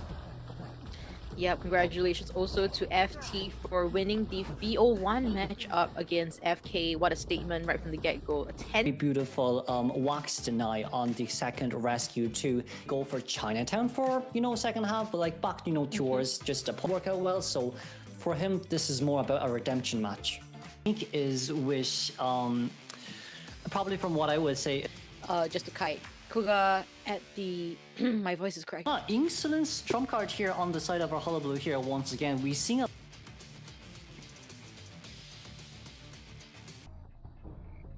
okay, Jiala running that Insolence trump card alongside with Max Spell breaking here, it seems, announcement and attack speak recovery. Inertia doesn't really work for Hullabaloo just because he doesn't really benefit from attack recovery, but of course Coordinator already 2 balls on towards her as we're missing just that firebomb and the gun straight towards the face. Straight towards the face indeed, as you see Adi establishing that much distance after that gunshot is just amazing. This just comes from Cordy herself. As we see one more red bomb and Adi will be getting that first half damage. Did we get it? We didn't get it here on time. Adi, brilliant twirl there from the side of our Coordinator. We're trying to do it once again here as we finally were able to cancel it. But Jiala, we twirled by accident. We're a pallet on below and now Coordinator is able to contain for another 4 seconds for free. What? Adi really kiting out Jiala here like it's nothing with this Hullabaloo and the double surprise here doing nothing at all. Oh my lord, the flywheel just used to get away from that red pallet zone, and now we're playing around this one single pallet for such a long time. No hit here just yet. That's gonna be a twirl there used for our pallet, and finally first presence has been opened. Wow, playing with the terrains really well. Adi making a statement here as we see that a white bomb and a red bomb, and he will be down another white one. Oh, still missing that zone. Oh no. We have to twirl, Okay, that's finally down here, at least from the side of Jiala. But it took too long. 100 seconds until we actually get this Coordinator on towards the share. 2 fast decoding survivors outside, with Mercenary Cypher Machine already at 80%. Yuan being the first survivor coming in to rescue as well. Yeah, as of now, the FT side survivors, they are not making any big mistakes. In fact, they are making miracle plays with those kiting and playing around with those terrains. Now Yuan will be coming in for that rescue, as you've mentioned, with that tight turner. So let's see how safe this rescue is going to be here. Missing every single bomb shot. I feel like for Yuan, we brought movement speed boost when you're going towards this chair, which basically allowed him to dodge so much hits. He's now still currently full health in this sense as well, as we're able to get the window bolt over with a little bit more of a speed boost for McCordy's innate passive. But right now, we're just missing 2 more bombs on our hands to use, but it just snowball over again. But thankfully, that double surprise was on the other side. goodness, Adi. I mean, the fact that he was able to kite from all the way that corner to this area here, I think it's a very good job. Well done. But he will die on top of one of his teammates, Cypher, Mini Blue, as Mini Blue does not have a Titan. Mercenary does, though, so this is... Sorry, that's Mini Blue. Mercenary is coming in for the rescue. Sorry. No. Well, I mean, in this case, right, you can't forget Acrobat's Cypher Machine and Psycho is decoding the last two Cypher. As long as this Titan pops out, 12% is enough of a 20-second time for Mercy to pop that too. So from the side of survivors right now, they're really looking for that 4-man endgame. Yep, as we look into this, another red bomb and he will be down here, but a very safe rescue coming from Mini Blue, nothing surprising there, but he's trying to go for that double down and he's able to. So this Cypher will be on a standstill as he changes to abnormal. He wants to guarantee the tagging, but he knows if he doesn't abnormal that it'll be over. However, we're running towards the wrong side of the map right now. Adi already on the other side. Kua coming in as the Acrobat. We fireballs to use, we snowballs, and we've also mobile on our hands to use as well. So now what matters is how much body block can we get, or even can we bypass this Acrobat at all? He loses sight of Adi. Jiala. No way, right? Yes, No. yes, wait. I think. No, okay. we saw. It's okay. But you still have an Acrobat you have to bypass right now. Acro versus Acro. Why are we doing this to ourselves? Adi, beautiful pallet drop down. Acrobat once again, but we didn't really block there with that body. A little bit unfortunate. Kuga, fireball. No, that's a snowball they're used on a football. A little bit unfortunate. Can we come back here? Kuga, we need a lot of body block for our Cordy right now. And He needs a red ball, he needs a red zone as he sees it down onto Adi here. Can he pick him up in time? Can he pick him up in time? Oh, can we?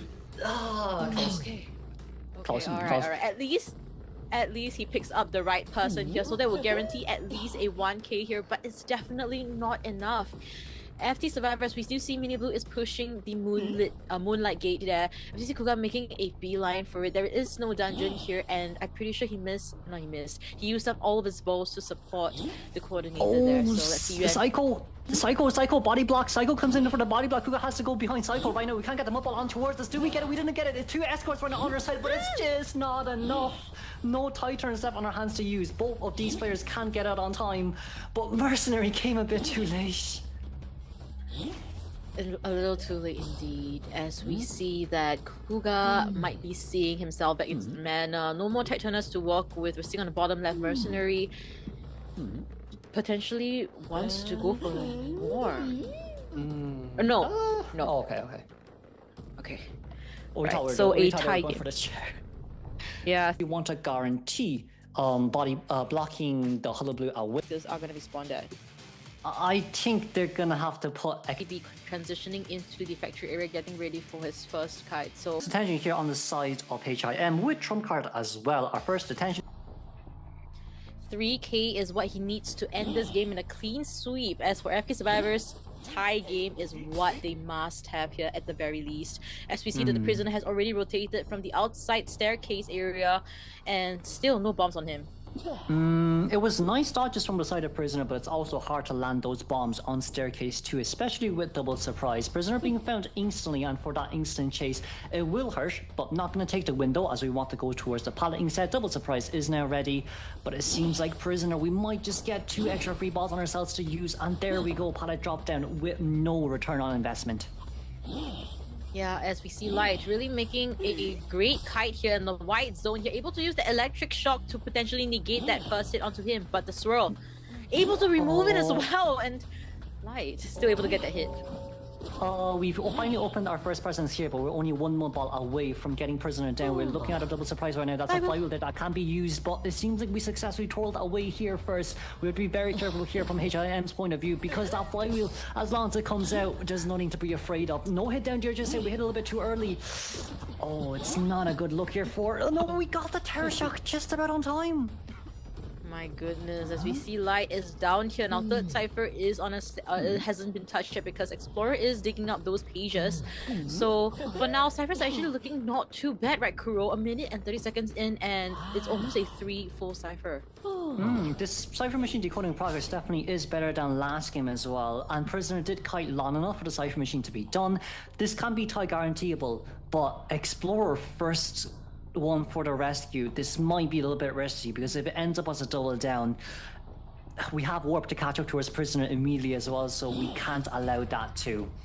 Yeah, Pumlum coming in for the rescue. Tide Turner successfully gets that rescue, able to tank one hit light. We'll see that down now. No second kite potential here as we see that the third cipher is being worked on. Fourth one has still yet been touched. Now fourth one has been touched, but Explorer is the one touching it. So fifth cipher is technically still untouched.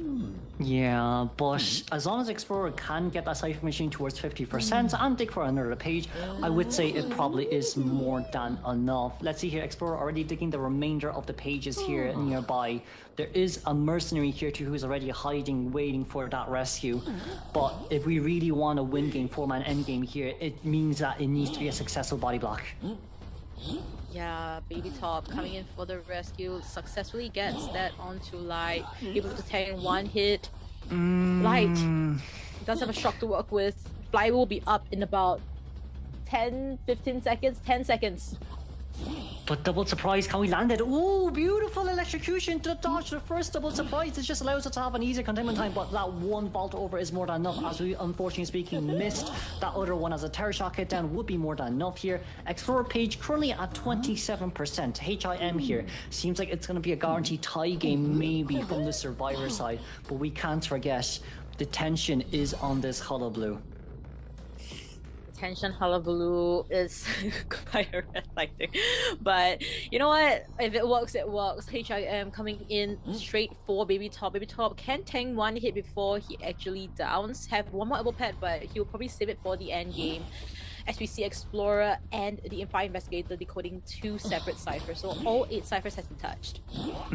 Explorer cipher machine is now prime because we have that 74% cipher machine too. It's 29 now. We're gonna pop it open instantly here as well. Mercenary on the other side. Fortunately was able to get that borrowed time on ourselves as well, but when elbow pad left on our hands to use, we need to get this down instantly. But there we go, he goes down, but the gate is already open. So in this case, if we don't drop down anymore, then it just means that it'll be an easy tie game from the side of survivors. We dropped in a bit too late, and that's why Investigator's gate opened. Oh man, I was really hoping if he could warp after he downed the mercenary, maybe that could have helped him a little bit more. But now that the gate is open, it creates an opening for Zen to play around with HIM, as we see Pamla potentially coming in to heal the mercenary on the bottom left.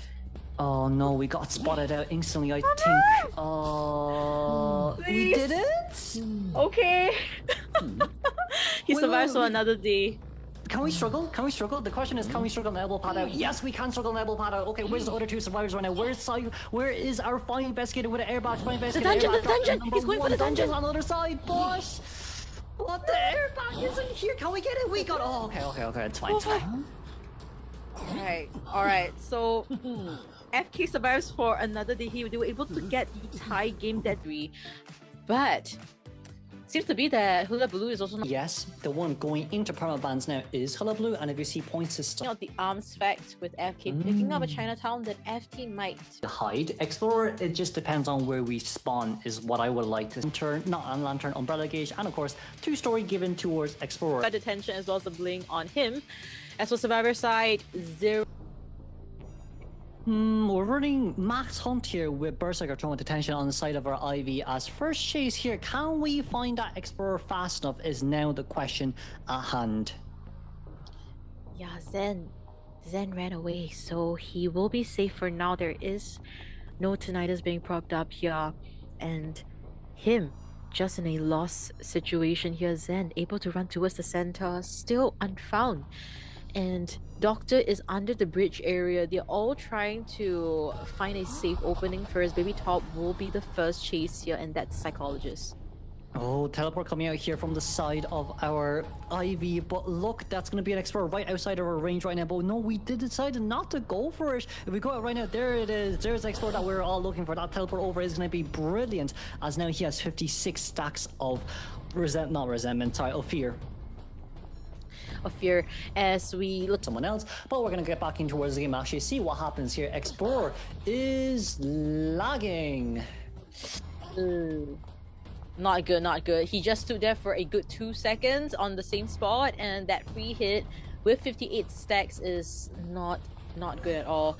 As we look into this, him is just gonna blink in and get that basic hit, and the first down will be in the first minute and a half into this matchup. Yeah. We're closer towards the two cipher machines where the survivors are decoding. Light immediately in front of us as well, alongside with Baby Top here too. At least Ench can somewhat get a few more stacks on her side, but I do feel like, look, if this was Ench after the buff, especially in current patch as well, that one stack is going to be able to do you so much more. Yeah, we're seeing a very intense rescue potentially happening here. Pamlam on 80 stacks right now, able to get that free rescue, but I think the attraction is denied with that pellet bolt.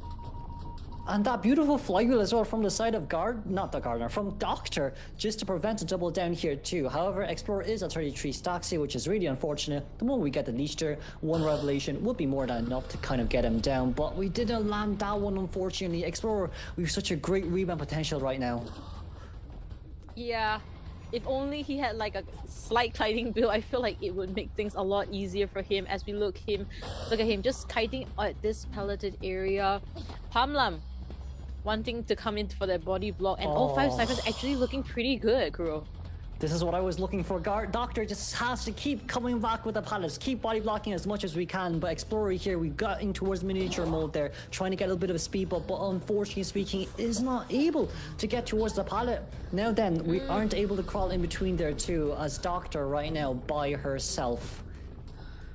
Yeah, and this is a basement chair. And remember guys, HIM just needs a 1k, and that's the winning condition that the FT needs. Teleporting on top, and we see Light getting ready for potentially that rescue here. Attraction nearly there. It is a no damage rescue here. Thankfully, Explorer here now getting healed because it's a Doctor downstairs. I think we'll be able to actually heal here on time. 72, 80, 90. There we go. As if nothing happened at all now, Explorer is full health with the help of Pamlam's Doctor. Playing the body blocking strategy at the basement, risky but effective. So Doctor doing the attraction here, Explorer getting the first hit, and Pamlam also chasing after him. Light does have 1 stack to work with. We teleported wrong! Oh no, that's the wrong Ostracon. It's in the same direction, but just the wrong elevation point. Doctor currently still upstairs. We're now looking for the heal. But the issue is you can't leech on towards the Doctor. I keep calling her Garden for some reason. And now, Blake missed. No! The hit registers, unfortunately. Now Pamlam is coming in to potentially heal this Explorer, but it's not quite enough. We'll be seeing Zen stand out not just yet, because Light is in the vicinity. Oh no, wait, Gardner? Not Gardner. Why do you keep calling her Gardner? Doctor's here right now. We're able to get the hit. We're trying to crawl away from this area as much as we can. Ench 24 stacks on our hands to use as well. Doctor going downstairs looking for the heal here. Psychologist coming in for the heal as well, but now it's kind of a matter of time. Ench doesn't have flywheel on her hands to use, but the elevation is so good for him. Doctor, the healer of it all, will finally go down, but regardless of what happens here, there's still an Ench. That makes no sense. The hit registered onto Pamlam. As we see the stun by the Enchantress. Zen still on the floor, Enchantress playing with fire here, and Cypher is being pushed by one person, Psychologist. Oh, we got that beautiful 100 stack to deny the stun down. Doctor did really well, and she did really well as well, as Psycho was the only one out there decoding, unfortunately speaking, as finally that empathy will come true for the Enchantress, as she's the one now that needs to perform the rescue. But for HIM, one-man elimination is kind of all what he needed. Yes, we see Baby Top will be pressured at the Cypher here by HIM.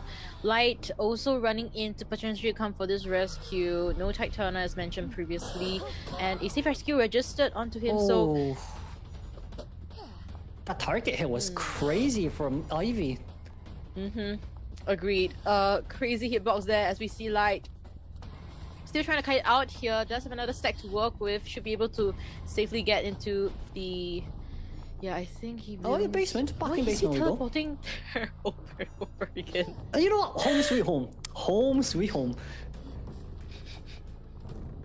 Okay, as we see this, Pamela will be chat here now again, as we see also Light trying to push that 50% Cypher, but HI understands. He understands where the last cipher is. He knows what he needs to do.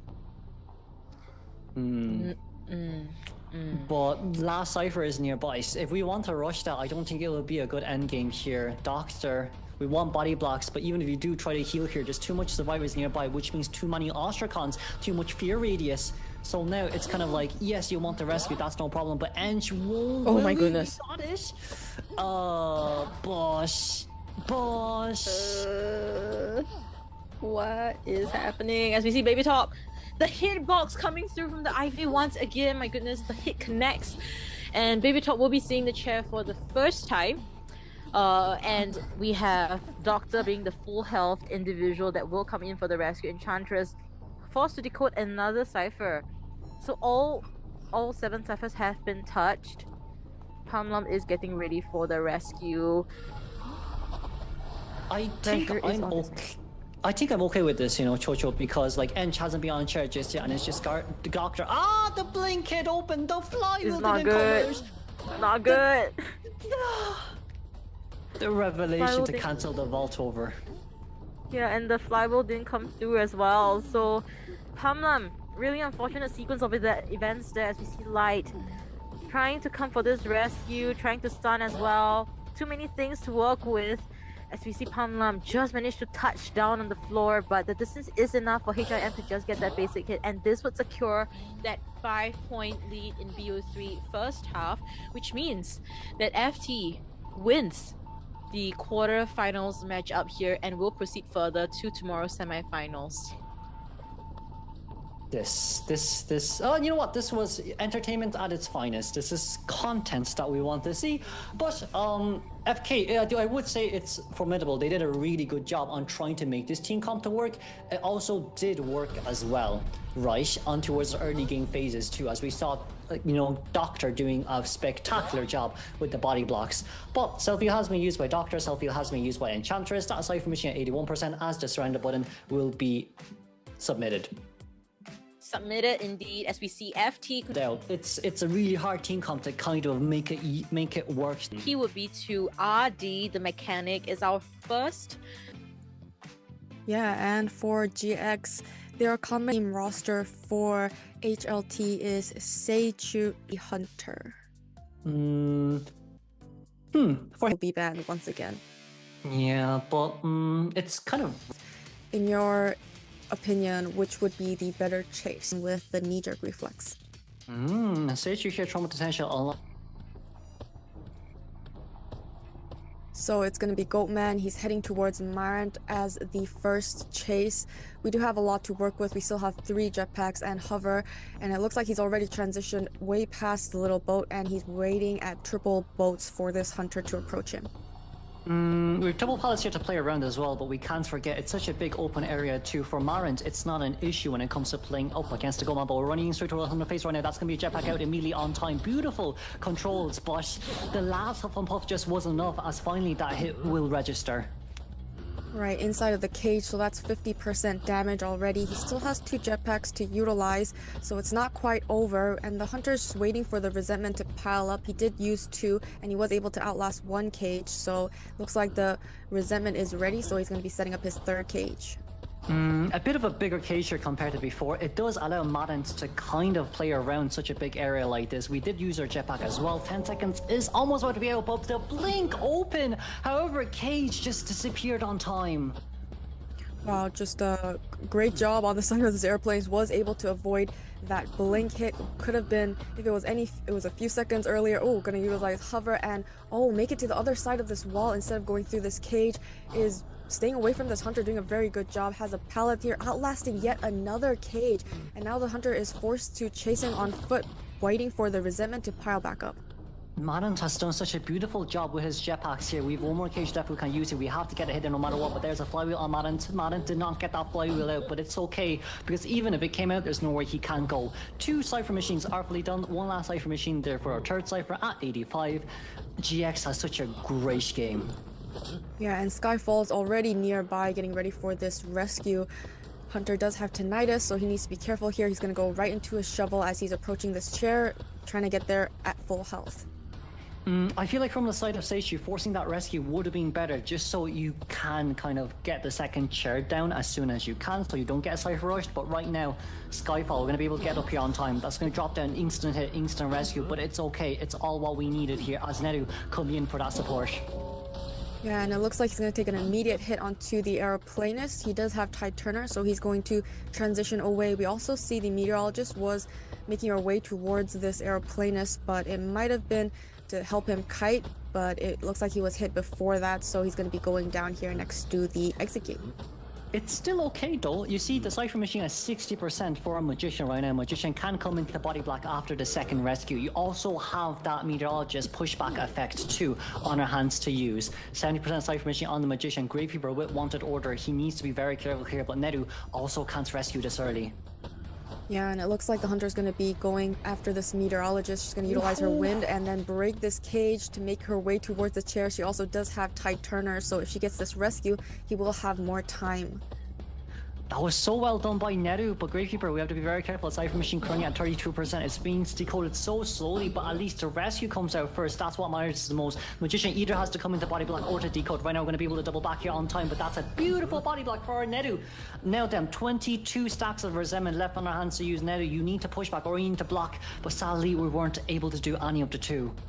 Yeah, unable to body block. It looks like the hunter is back close near Marant, and he's going to be able to cage him. Oh, getting him down immediately with that blink, and so unable to allow the meteorologist to come help, but it doesn't look like the survivors planned on supporting anymore because over support could be very dangerous. We do see meteorologist hasn't quite gotten back up, and the hunter is back onto the survivor, going to be able to chair her immediately. The only issue now is Seiychu has to go look for Skyfall instantly. Magician has stopped decoding, but he can be interrupted with a rescue. We can get stuffed here as well, but we just don't have that much resentment, unfortunately. We're going to go for that Cypher machine at shore, near the beach side. But this can still be a win for Seiychu as long as he finds where this Magician is. Yeah, and the survivor is doing a very good job hiding, not feeding Hunter tinnitus, so he's a little afraid to leave the chair too far because if he gets too far away, he might allow that backdoor rescue, and they would be buying more time for survivors to prime up that last Cypher machine. It looks like they're going to be starting a new Cypher machine away from this chair, and it's being primed up to about 56%. Survivor is approaching, there is tinnitus, but Hunter hasn't quite found out where he is. We are going to be able to see him right now. That's going to be Magician here coming for the rescue. One normal chip hit is okay, but if we rescue this early, I do worry about the Cypher machine decoding progress. Magician is still waiting here for a little while longer. But the thing is, Seiychu here is waiting for the rescue so we can tunnel head down. The now issue becomes we flied, but it should have been a pushback. Yeah, so it looks like he will be able to pick him up right before the Cypher machines are primed, and that is going to be... She'll be returning to the manor, two-man endgame, Magician with chip it, but down immediately. So now it's going to be... Hunter could possibly look for this the last remaining survivor, Gravekeeper, but he's going to pick him up. Is he going to go for the slugging method? He can drag him as close as possible to Skyfall, drop him, and then go for the slugging method, but Cypher machines have been primed. So a lot of decisions to be made. It looks like he's going to be chairing the Magician. We do still have teleport. We have 120 seconds of resentment. I think we have enough time to really walk around here and see where this Gravekeeper is. If there's no tinnitus here, we can slowly move our way either towards middle or towards the beach area. But as of now, Skyfall, we're very close towards the dungeon in which it is below Big Bosch. However, can we dodge this tinnitus? I mean, the hunter's being very careful here. He's always staying nearby this chair, so they could utilize that to their advantage, but it's going to be after half. Hunter is still looking for the survivor, utilizing the cages. Now a lot of resentment has built up, and he's becoming a little more brave, and he's going further and further away from this chair, just waiting for tinnitus to be triggered. And it has just been triggered, but the question is, can we find him on time? 20 more seconds until this Magician will be eliminated. We see where the Gravekeeper is right now. That's going to be instant hit down. The shovel did not come out on time, and let's congratulate Foreman elimination solely just by himself. Was able to get 3 Cypher machines done. Puppeteer 100 stacks without him using his puppet, or get... Yeah, I mean, since the main body and the ghost can go in different directions, he's Got me.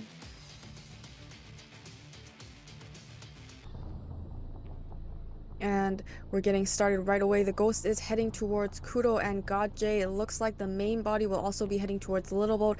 It looks like the ghost is very close to God J. Will be able to infect him if he can catch up to this survivor. Will be infecting her immediately. Oh, it looks like the main body is waiting for her on the other side. Immediate hit onto this perfumer before she could even utilize her perfume.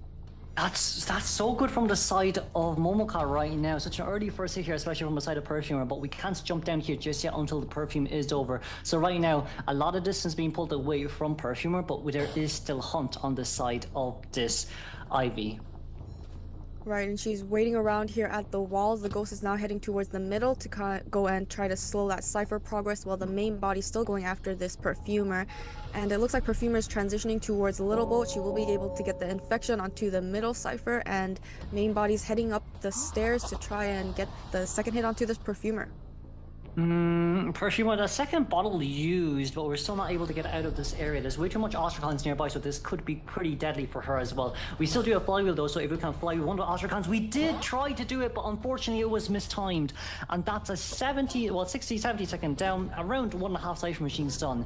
It's not enough here from the side of HLT. Yeah, especially this is an Ivy. She's a very strong late game hunter. She struggles in getting the down onto her first survivor, but in this case, this is a very fast down against an Ivy, and we already see the ghost continuously reinfecting this middle Cypher machine, so that's going to hurt the Cypher progress, and she's going to be back on the chair. Kudo is already nearby as the next rescuer. Well, as the first rescuer here, we see First Officer already coming in for that rescue. We can still buy a little bit more time. We just have to be a little bit more careful here in what we do, but I would say after this rescue, selling wouldn't be a bad option, but a no damage rescue makes it way more different. Right, and the immediate hit onto the Perfumer, but we did get saved with Ty Turner, so she'll be able to transition to a better area. There is way too many Ostracons in this area. She wants to go to an area that has a little less Ostracons, and she's going to be making her way to Triple Pallet, and the main body's keeping tabs onto this Perfumer, and the ghost is going to infect that middle Cypher machine again. For Momoka right now, you need to get as much of those Ostracons. You need to map control as much as you can, because the moment Perfumer goes away, gets eliminated, your Ostracons gets dismantled within 2 seconds. And not only that as well, First Officer got a no damage rescue, which works out really well for them. They don't need to heal. All they need to do here is either to sell or continue to Cypher Rush. And it looks like Boo Boo is making his way towards this chair, going in for that rescue, going to go into his puppet form so that he could eat that damage, getting the immediate rescue with Ty Turner. Hunter, unable to get any hit onto this puppeteer, has to quickly down this Perfumer. Perfumer though, we have Fly already in around 20 seconds if I'm not wrong here, but Perfumer, there's still a blink that's on Momoka's hands to use. We want to save it for later on, but that's finally our maxed, well, Perfumer going to go down. But like, everyone's full health, so no matter who you chase here, it's just going to be so hard to get them down. Yeah, and so it looks like she's going to send her ghost towards the next target. She's picking up the Perfumer and carrying her, returning her to the manor. Now that she's at full presence, she does get more corruption. She's going to be teleporting right to Boo Boo. Boo Boo, we have 8 seconds here, so we should be able to at least get... Oh, that's a very nice cancellation on the max fear stacks. But right now, we do have to open an extra Cypher machine, unfortunately speaking, and we do have to be wary about Blink. Right, and he's going to be on his puppet form for the last time because he's at 75% damage. Hunter is going to be sending her ghost away, and she's just going to try and get this hit onto him, downing the survivor. Oh, blink right through this pallet. Now she's close enough. We'll be able to down this puppeteer right away. Yeah, and like you see as well, First Officer decoding that 40% Cypher machine. However, I would say it's really close towards where our survivor is now being chaired, so this might not be the best idea. If we really do decide to rush it, Momoka could potentially look for a 3-man or even a 4-man elimination. Yeah, it's very important to have lots of Cypher machines, especially when you're going against Ivy, because she can just infect you, teleport right to you, and it looks like she's sending the ghost towards Big Boat. Oh, taking a hit. The First Officer is able to get the rescue before half on the puppeteer. We're running in the same direction, which wasn't good, which was what kind of forced First Officer to use his items there as well. Boo Boo trying to contain for as long as he can, but in this case now, it just means First Officer can't come in for the rescue anymore. We could try rush that 50% Cypher machine, but like really in this case, changing targets for the First Officer might be game changing. Right, and it looks like the Hunter did have to change targets to this First Officers because she didn't want more progress on that Cypher machine.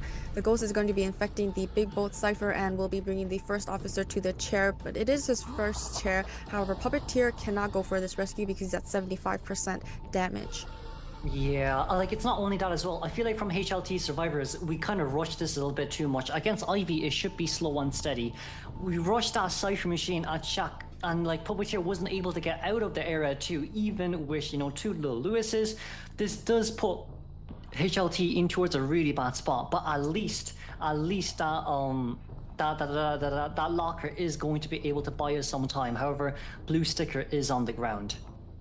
Right, and so the main body is coming to take him out of this locker, will be infecting him as soon as he leaves this locker, able to get that 100% corruption and down him immediately. The only full health up survivor is the Magician. I'm not sure about that Cypher machine pop though. Unless Puppeteer actually gets shared, you don't have to pop that Cypher. You can immediately rush for dungeon, but right now it's a detention Ivy. It's going to be really hard for us to play around here. Going to be Momoka, we're going to be able to leash that on time as well. Magician's Wand has been used just so we can pull away with that speed boost. But now 6 is by himself. 1 flywheel, Ninja Reflex ready as well. But Blink is on the hands of Momoka in the next 12 seconds. Puppeteer was able to heal himself back up and possibly head for the exit gates, but the main body is on 6 and the ghost is on the Puppeteer, so multitasking on the side of this hunter, but she's not losing track of these survivors. Puppeteer has to be very careful. He can't get leash and instant teleport hit down, but that's going to be a blink open there instantly on our side. Puppeteer can't take out that Cypher machine anymore. He needs to leave, because if he doesn't, it'll just be too much of an easy game from the side of Ivy. Now, he's able to get out on time. No blink on our hands to use. We have to use these pallets and windows as much as we can. So the ghost is going to keep tabs onto the Magician so that when he self-heals, she can teleport right away, and the main body is back onto this Puppeteer. He's at 75% damage, so he can't go back into his puppet form, and if she downs her, this is going to be very dangerous because Puppeteer does not have self-heal available. Magician use of self-heal there as well.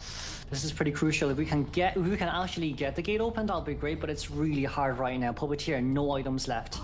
But Blink is ready in 100 odd seconds here. But Ivy already got them all injured, so like even if you don't have the tension, it's alright. And it looks like she's going to be teleporting towards the Magician next, hoping to get an early down. He doesn't have any more illusions left, and the ghost is keeping tabs on 2 Puppeteer, so it's just a matter of time before she can just down 1 survivor. She's going to teleport to the remaining survivor. Yeah, Momoka's done really well here with the end game progress, but Boo Boo, Puppeteer by himself. If he does get leashed, it's okay, I feel. Just also because of the fact, like, you know, we are near one of the last Cypher machines nearby. But I feel like the teleportation is able to come true, but it didn't really land on towards the right survivor. But like, no one has any items left, so I don't think he's going to be able to kite on. Yeah, 92% corruption. Oh, we'll be taking the down immediately. No self-heal available. It's just a matter of time before this ghost finds this Magician. Once again, he's hiding inside of Big Bow, and now the ghost is heading towards him. I feel like the bigger issue here was the Cypher machine pop, right? We do know that it was a teleportation looking for the Magician, but no, I feel like no matter what happens there, no matter who gets chased, since you are all, you know, since Magician is at full health anyway, it doesn't make sense to pop. If we try to Puppeteer, it'll be a whole different scenario, but in this case, I feel like that pop was kind of game-changing. Yeah, and it looks like the hunter is actually struggling to find this Magician, so that's buying him a lot of time, but is it going to buy him enough time for the Puppeteer to bleed out? He still needs to wait quite a while. We popped the Cypher machine, so that means if you don't touch the exit gates, the crows will be on you, so not a lot of options left for the side of the survivors. She's just slowly going to be looking around this dungeon area, but it doesn't look like the Magician is there. It does look like the main body is very close to 6. Magician ran straight towards where Ivy is. Puppeteer still has at least 1.5 minutes left until he bleeds out. If we vault over this window, then it's really one blink hit down. Let's congratulate that Momoka for this beautiful fight from their side as well. I do think, right, it definitely would have made it. I mean, in this case where HLT doesn't have Goatman anymore, and like we only get 1. Yeah, I mean, for the breaking wheel, the priority is just to for that. Wendy, and of course, my investigator responding towards the entrance. Virus persona will be Nidra Reflex alongside with Flywheel on that coordinator, Tightener on. And it looks like he's going to be going into his wheel form right away, and his first chase is going to be the meteorologist. Looks like he's going to be working around this one pallet. She's trying to bait the hunter. You're going to do loop-de-loops here, but Hunter's going to be forced out of his... Oh, and is going to be able to push with that wind right away. We missed that trap, a little bit unfortunate, but Maran still has 2 pallets here to play around with. That's going to be a speed boost over. We did not get the spike there on time. That's a little bit unfortunate, but Seiychu, no second spike here landed just yet, not even a first spike here, as now the twirl did manage to get the first one there, though thankfully. We have Blink ready in 24 seconds. I think we're just going to look for that next immediate second spike and see if we can get this meteorologist down ASAP. He was able to finally get that second spike. Was able to get the trap, and now immediately downing this meteorologist extremely early down inside for the side of this breaking wheel. Things are looking great. It looks like he's just going to be chairing her, and yeah.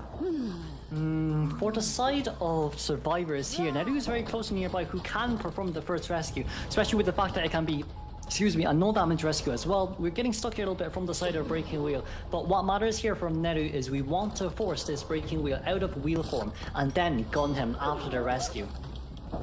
Right, I mean, she does have a little bit of, she's going to be able to utilize the stun gun, immediately get that rescue before half, and allowing this full health coordinator to transition away. Hunter's trying to down this. Blink down onto the meteorologist right away. She is not allowing this meteorologist to get that rebound kite at all. I would say that's a very good decision there made by Seiychu, especially with Blink immediately in towards cooldown here as well. Neru, who is still full health after that rescue, now has no items left on their hands to use. Coordinator, we're left by ourselves right now. That's a brilliant flywheel as we can slowly get towards the chair. We're not max presence just yet, so Neru can still perform this rescue. Right, she's doing a very good job dodging the spikes, but Hunter seems like he's slowly closing in, is able to get the first spike. Now she needs to make her way towards the chair, is able to get the rescue before she's trying to body block, but isn't able to body block, downing this meteorologist and returning the first survivor right back to the manor. That was a good attempt there made by Neru, but I don't think Neru can leave this area at all, especially with the fact that this is the best area to contain a wheel too. We're going to be able to get that spike there instantly as well, but we have to stay within here no matter what, for 2 reasons. One, you cannot get trap hitted there, but with that pallet being broken, I think it'll be a lot more different. Yeah, and it looks like she's trying to go towards this one pallet. He misses his trap, so that's giving her more time. He's gonna go right back into his wheel form and close this distance because she's getting pretty far away. Is able to land the spike on her. 3 spikes on this coordinator. She needs to get out of this area, but she's too close. Is able to get the trap onto this coordinator and will be downing her immediately.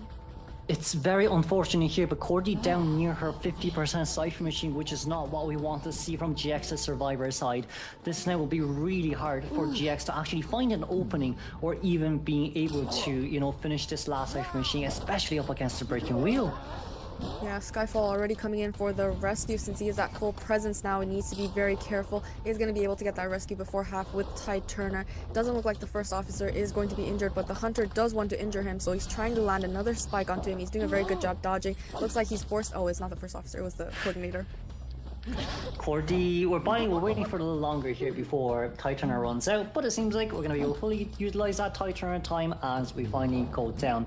Cypher machine wise, it's not too bad, especially when first officer did a no damage rescue. We can have Fire Investigator to rescue as well. His Cypher machine, it seems like, is around 80%. Then I guess in this case, the question is, can Cordy flywheel the snap?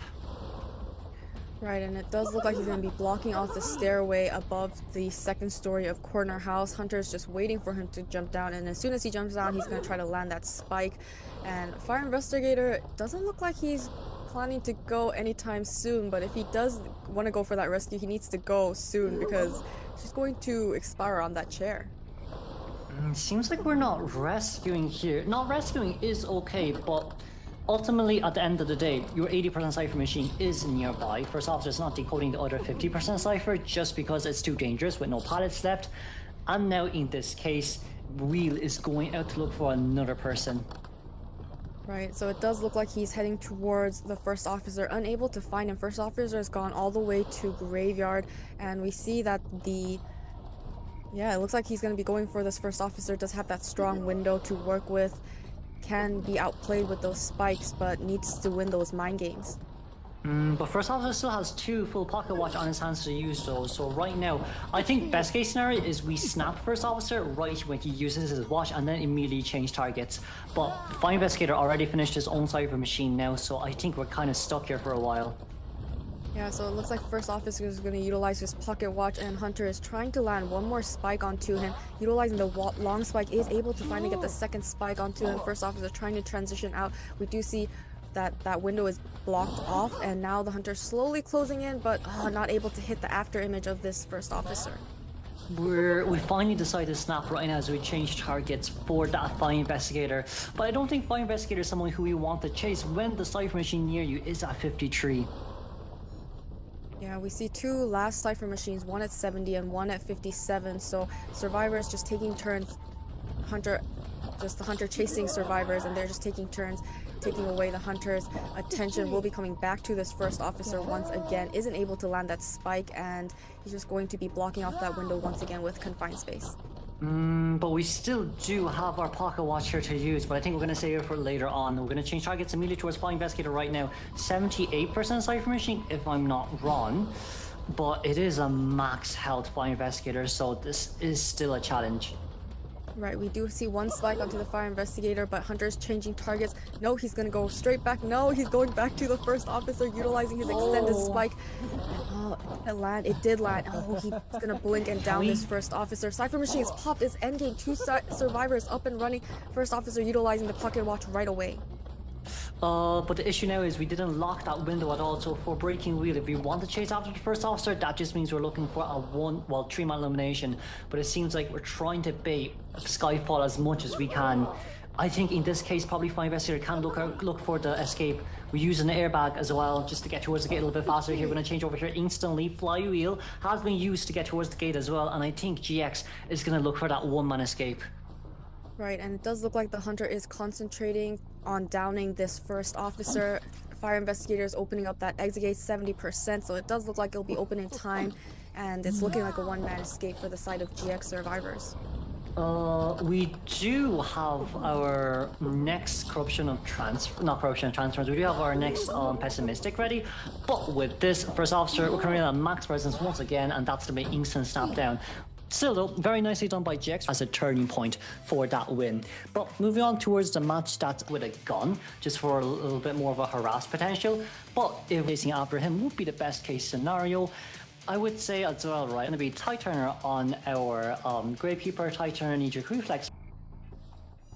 And it looks like the hunter will be going towards God J first, the lucky guy. He needs to get a first item. It's going to be the pocket watch, as this looks like the tram is going to get in the way, but the hunter will slowly make his way towards corner house, and he sees the blood trail, so he's going to make his way to the second floor.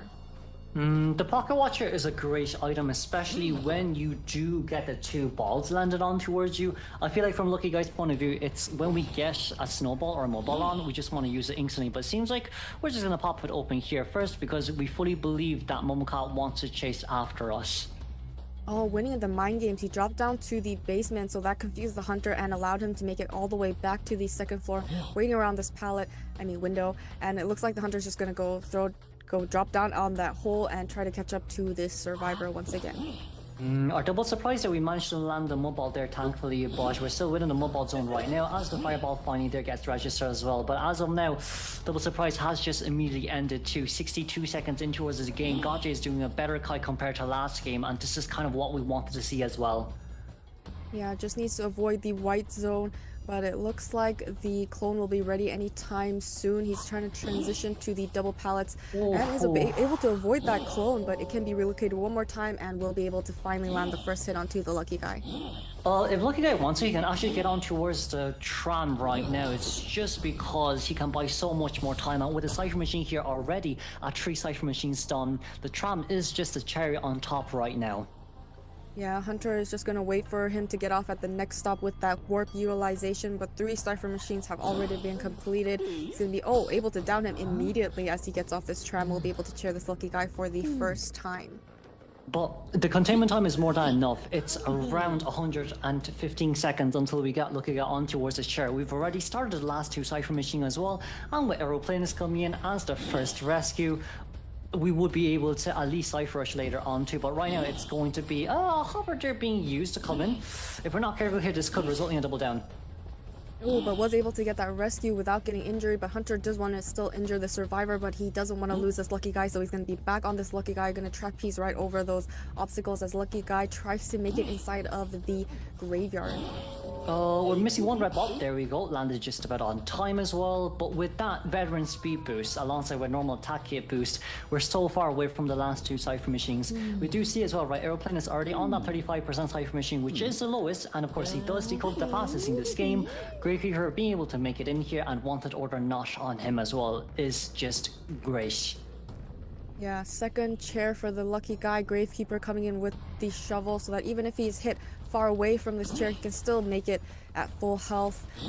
Hopefully at full health or almost at half health. He will be able to get that rescue. He's going to be forced out of his shovel. Is be able to get the injury on him right away. He's at the chair. He needs to get the rescue. He is able to get the rescue and a hit onto the Gravekeeper. But lucky guy still up and running with this tide turner. Gravekeeper getting away from this area, it does make sense. Lucky guy doesn't have borrowed time here anymore, so no body block potential should be seen here. We're missing one more mud ball left on our hands to use, but that flywheel needs to come out really well from Gotcha in order for us to kind of rebound this as much as we can. Flywheel, you know what, it's okay, but we're going to pop open the Cypher machine here instantly as well. Other gate is already being opened. Gotcha has done a brilliant performance here with this lucky guy kite. Right, so the Hunter will be chairing this lucky guy for the final time, returning to the manor. They're opening up that exit gate. It's around 80%, and he just needs to get to that exit gate as quickly as possible. Kudo, Gravekeeper, what wanted order? That's a bit unfortunate, but it's okay. We can still dash as the Gravekeeper here as well. We should be able to make it towards the other side on time. Can we? Maybe though is now the question on mind. If we can, that's going to be the icy on top. But even if we don't, that's okay because HLT got a 3-man elimination last game, and tie game is all what they need for this one. Wow, excellent job on the side of... In solo containment time. Yeah, and we can see that and it looks like we're going to have the map choices. GX is going to be banning we can jump towards them. It's going to be interesting. I feel it was near the prisoner, but it does look like it did work in favor.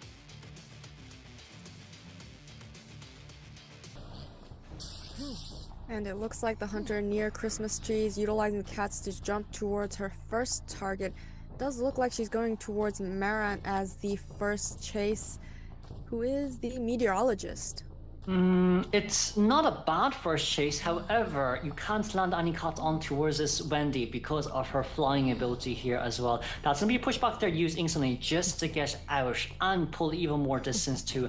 And we do see here as well, prisoner just rotated out too, so do we want to change? No, we don't.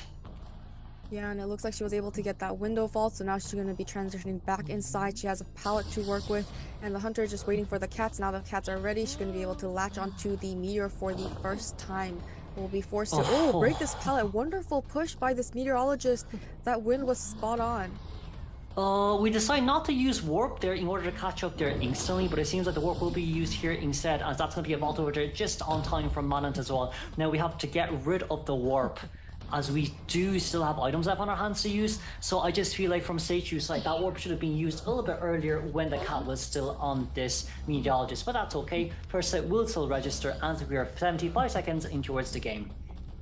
And Hunter going to be throwing the cats. They will be latching on as she's making her way up the stairs to the second floor area. Assistance by the novelist, switching the Hunter and keeping her far away from this meteorologist. Anna's currently kept at bay by this novelist, but novelist can also still come nearby to gain more and more of those pages and storybooks to use. Manant here, we don't have knee-jerk reflex ready just yet on the window, but we do have our clouds ready as well, as we've just saved there earlier on too. So right now, we've someone nearby to actually give you a pallet drop potential, and giving a free hit here for Anna isn't the best, but a Cypher machine, if you look at it, almost 3 Cypher machines done. Yeah, I mean, novelist helping out this kite because meteorologist's items keep getting blocked, but she doesn't have any items left, so it doesn't really matter. She's going to be transitioning into the prisoner, and it looks like the prisoner is going to be the next survivor helping her kite out this end. But prisoner can stun here instantly, and this just means that you can't pounce on towards the Wendy anymore. This meteorologist is pulling out so much time from the containment. Yeah, I mean, the survivor support is amazing. They're just keeping her alive when she's at no items. Looks like the Hunter will finally be able to jump and get the down onto this meteorologist. The Novelist did get injured during that time, but if we look at the Cypher progress, we have 3 Cypher machines completed, the 4th Cypher machine at 70%, and this is only the first chair. Not only that as well, we still have Titaner on our hands to use. There's still a prisoner left in this map as well. So right now what we're trying to see here is right after Mercenary gets rescued, how much more pages can Novelist get? Everyone still has borrowed time. Yes, and it looks like Skyfall is going to be coming in for this rescue. The cat isn't able to latch onto the mercenary. He's able to get that rescue with Tide Turner, and that's going to allow the meteorologist to leave the Cypher machine that currently has a lot of progress and transition towards this corner where the Cypher machine is completed. So staying away from all the Cypher machines, and she will be going down as soon as Tide Turner ends. This is ooh, beautiful backdoor pallet stun, but this is really good from Survivor's point of view too. We have Mercenary still at full health that can come in for the rescue. We have 2 Survivors basically decoding Cypher machine, pushing Prisoner Cypher machine instead, and by the time that Cypher machine has been decoded, it'll be Prisoner at around 70% decoding progress.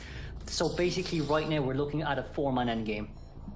Yeah, 4 Cypher machines have just been completed. Last Cypher machine at 80%. We see Skyfall's coming in for the rescue once again. The Cypher machine is going to be primed and ready, and they all have borrowed time, including this survivor that has been chaired. Will be taking a hit here and will be able to get that rescue. Cypher machines are primed now, and it looks like the mercenary is trying to catch a cat for the survivor, body blocking, and she's going to get the hit onto the meteorologist. Cypher machine is popped. It's the end game situation. 4 survivors up and running. Seiychu couldn't find an opportunity there to cat jump, which is a little bit unfortunate because I feel like we could have gotten the Novelist down and then go for the meteorologist. But right now, Exegate at 56%, we have a warp and not a teleport, which just means as long as Malan gets up the staircase here, it'll be a guaranteed win game from the side of GX. And this is really all what they need here in order to relieve some pressure on Momoka for us to get that tie game. Yeah, and we can see that the exit gate has already been opened up by the prisoner. Meteorologist is going to die as far away as possible. All 3 survivors are already at the exit gate, and that's a... From the side of Seiychu though, 0 Cypher machines remaining to lock a window and catch up before they kind of transition to up high. I think about him being safe, we can throw that slowly out the window. Need to reflex for our 5 investigator. This will be day 1 match for round 3, second half between... And the hunter going straight into his wheel form. He is going to be going for the first survivor. It does look like he has an idea where this explorer will be, but he is hiding in the grass, and it looks like he's going to be going back into his human form and going after 6 instead. Acrobat first shakes instead looking for Explorer. Explorer has tie turn though, so I feel like that's just giving up on treasure here. With Acrobat being able to get straight towards an open area, I don't think Momoka is going to be... Oh, never mind, she got that very first spike already. Yeah, he was able to avoid getting any injury for the time being. You're going to utilize his bomb to avoid this trap. Wonderful job on this Acrobat. Hunter is going to be forced back inside of his wheel form to close the distance and possibly get another spike onto this Acrobat. But Acro can twirl around here for a little while longer. We do have balls ready on our hands to use it, so we can probably jump over the window there first and then slowly vault back here just on time as well. Brilliantly done by 6. We're 60 seconds in towards the game. Blink is ready, but no second spike just yet. Right, it does look like 6 is keeping a very safe distance away from this breaking wheel. He's back inside of his breaking wheel form. 6 is heading towards the shadow, is able to get that second spike, misses his... Flywheels! And he's able to avoid this blink. Oh, but it will get trapped here and we'll be able to take that down. That is a great mind game, but it looks like he was stuck here at this pallet. Right now, since everyone was kind of rotating early game as well, our Cypher machine is a bit slower compared to the usual. Explorer with 33% page stacks as well. And I don't think anyone's going to come in for rescue. Wilding with Wanted Order, it's too risky. Right, and they do have 3 Cypher machines if we include the Explorer's page, but it does seem like the Explorer page has stopped at 33%. They just need to get the Cypher progress into the Cypher machines. Hunter is in his wheel form, terrorizing the area so that the survivors can't approach. Yeah, and they're very far. Oh, we do see the Explorer is actually nearby. Do we? We do, yeah, we do see him now. Explorer might be a little bit too late to the party, especially when we're so far away. We can get a second spike on, but no, we got sucked in a little bit. That's a little bit unfortunate here. Change fuel straight towards the human form, but can't get a trap down on time. Yes, we can, and that's gonna be a nullification on that rescue too. Only 2 Cypher machines done. Kudo tried, but it just wasn't enough. And on top of that, Explorer had a 33% page, so that's not going to be in the Cypher machines anytime soon. Being able to just send the Acrobat to the Manor with only one down is really going to help, and that immediate down on the Explorer cut off way too far away from that Cypher from the chair. Survive that was chair. It looks like Hunter's going to be changing his target and try to down this Wildling. For Wildling right now, that's immediate 2 spikes here on our hands to use as well. We do have Flywheel here still left to use, but the question now being, Godjay, beautiful Flywheel used. We also got rid of that trap as well, just on time too. That was brilliantly done by our rescuer. But now it will be a double down scenario of Wildling being able to pick up that 33% page. But there's only one survivor out there now decoding. Right, and we're gonna have one survivor down. Hunter is right back onto this Explorer. He isn't able. Oh, he's able to just get that spike onto him. Now, it doesn't look like there's much options left for this Explorer. He's just continuously looping the boxes. He's trying to transition, but he's trapped in the walls. Oh, he's still doing a very good job avoiding that one spike. Hunter is going to be coming out of his wheel form, landing that second spike, and it does look like he didn't get that hit. Oh, but he is going to be able to utilize his snap and finally down this Explorer. Wildling still on the ground with that 33% page.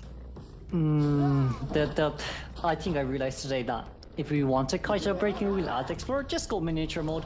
He won't ever hit you, it's fine, you're too small of a hitbox to even get anything on you. But as of now, Wildling did get up on time. We see Boo Boo nearby as well, Fire Investigator on his way in for the rescue too, but he does not have Flywheel. So right now, I think the moment we change forms is all what's necessary here. Wildling coming in for the backdoor rescue. But with this rescue, it'll be self-heal there being used as well. We got a snap down. Good night, Kudo. Good night, Wildling. Boo Boo being nearby, seeing their demise.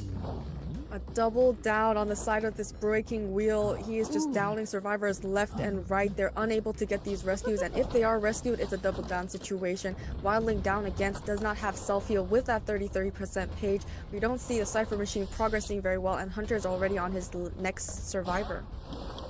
Momoka, that's a brilliant second spike on time and an immediate surrender from the side of HLT GX. Let's congratulate them for winning the final. Survivor containment time is the Explorer. Is that 4-man elimination in the beginning? Yes, 4-man as the Yeah, and we see here as well, right? Today's results, UPDG versus 4AW. Matchup because they did make it to round 3, but they still got that 2. We just finished off quarterfinals today, and first semifinals tomorrow. It will be UPDG. And of course, match 3 will be a best of 5s at 8 o'clock UTC plus 7.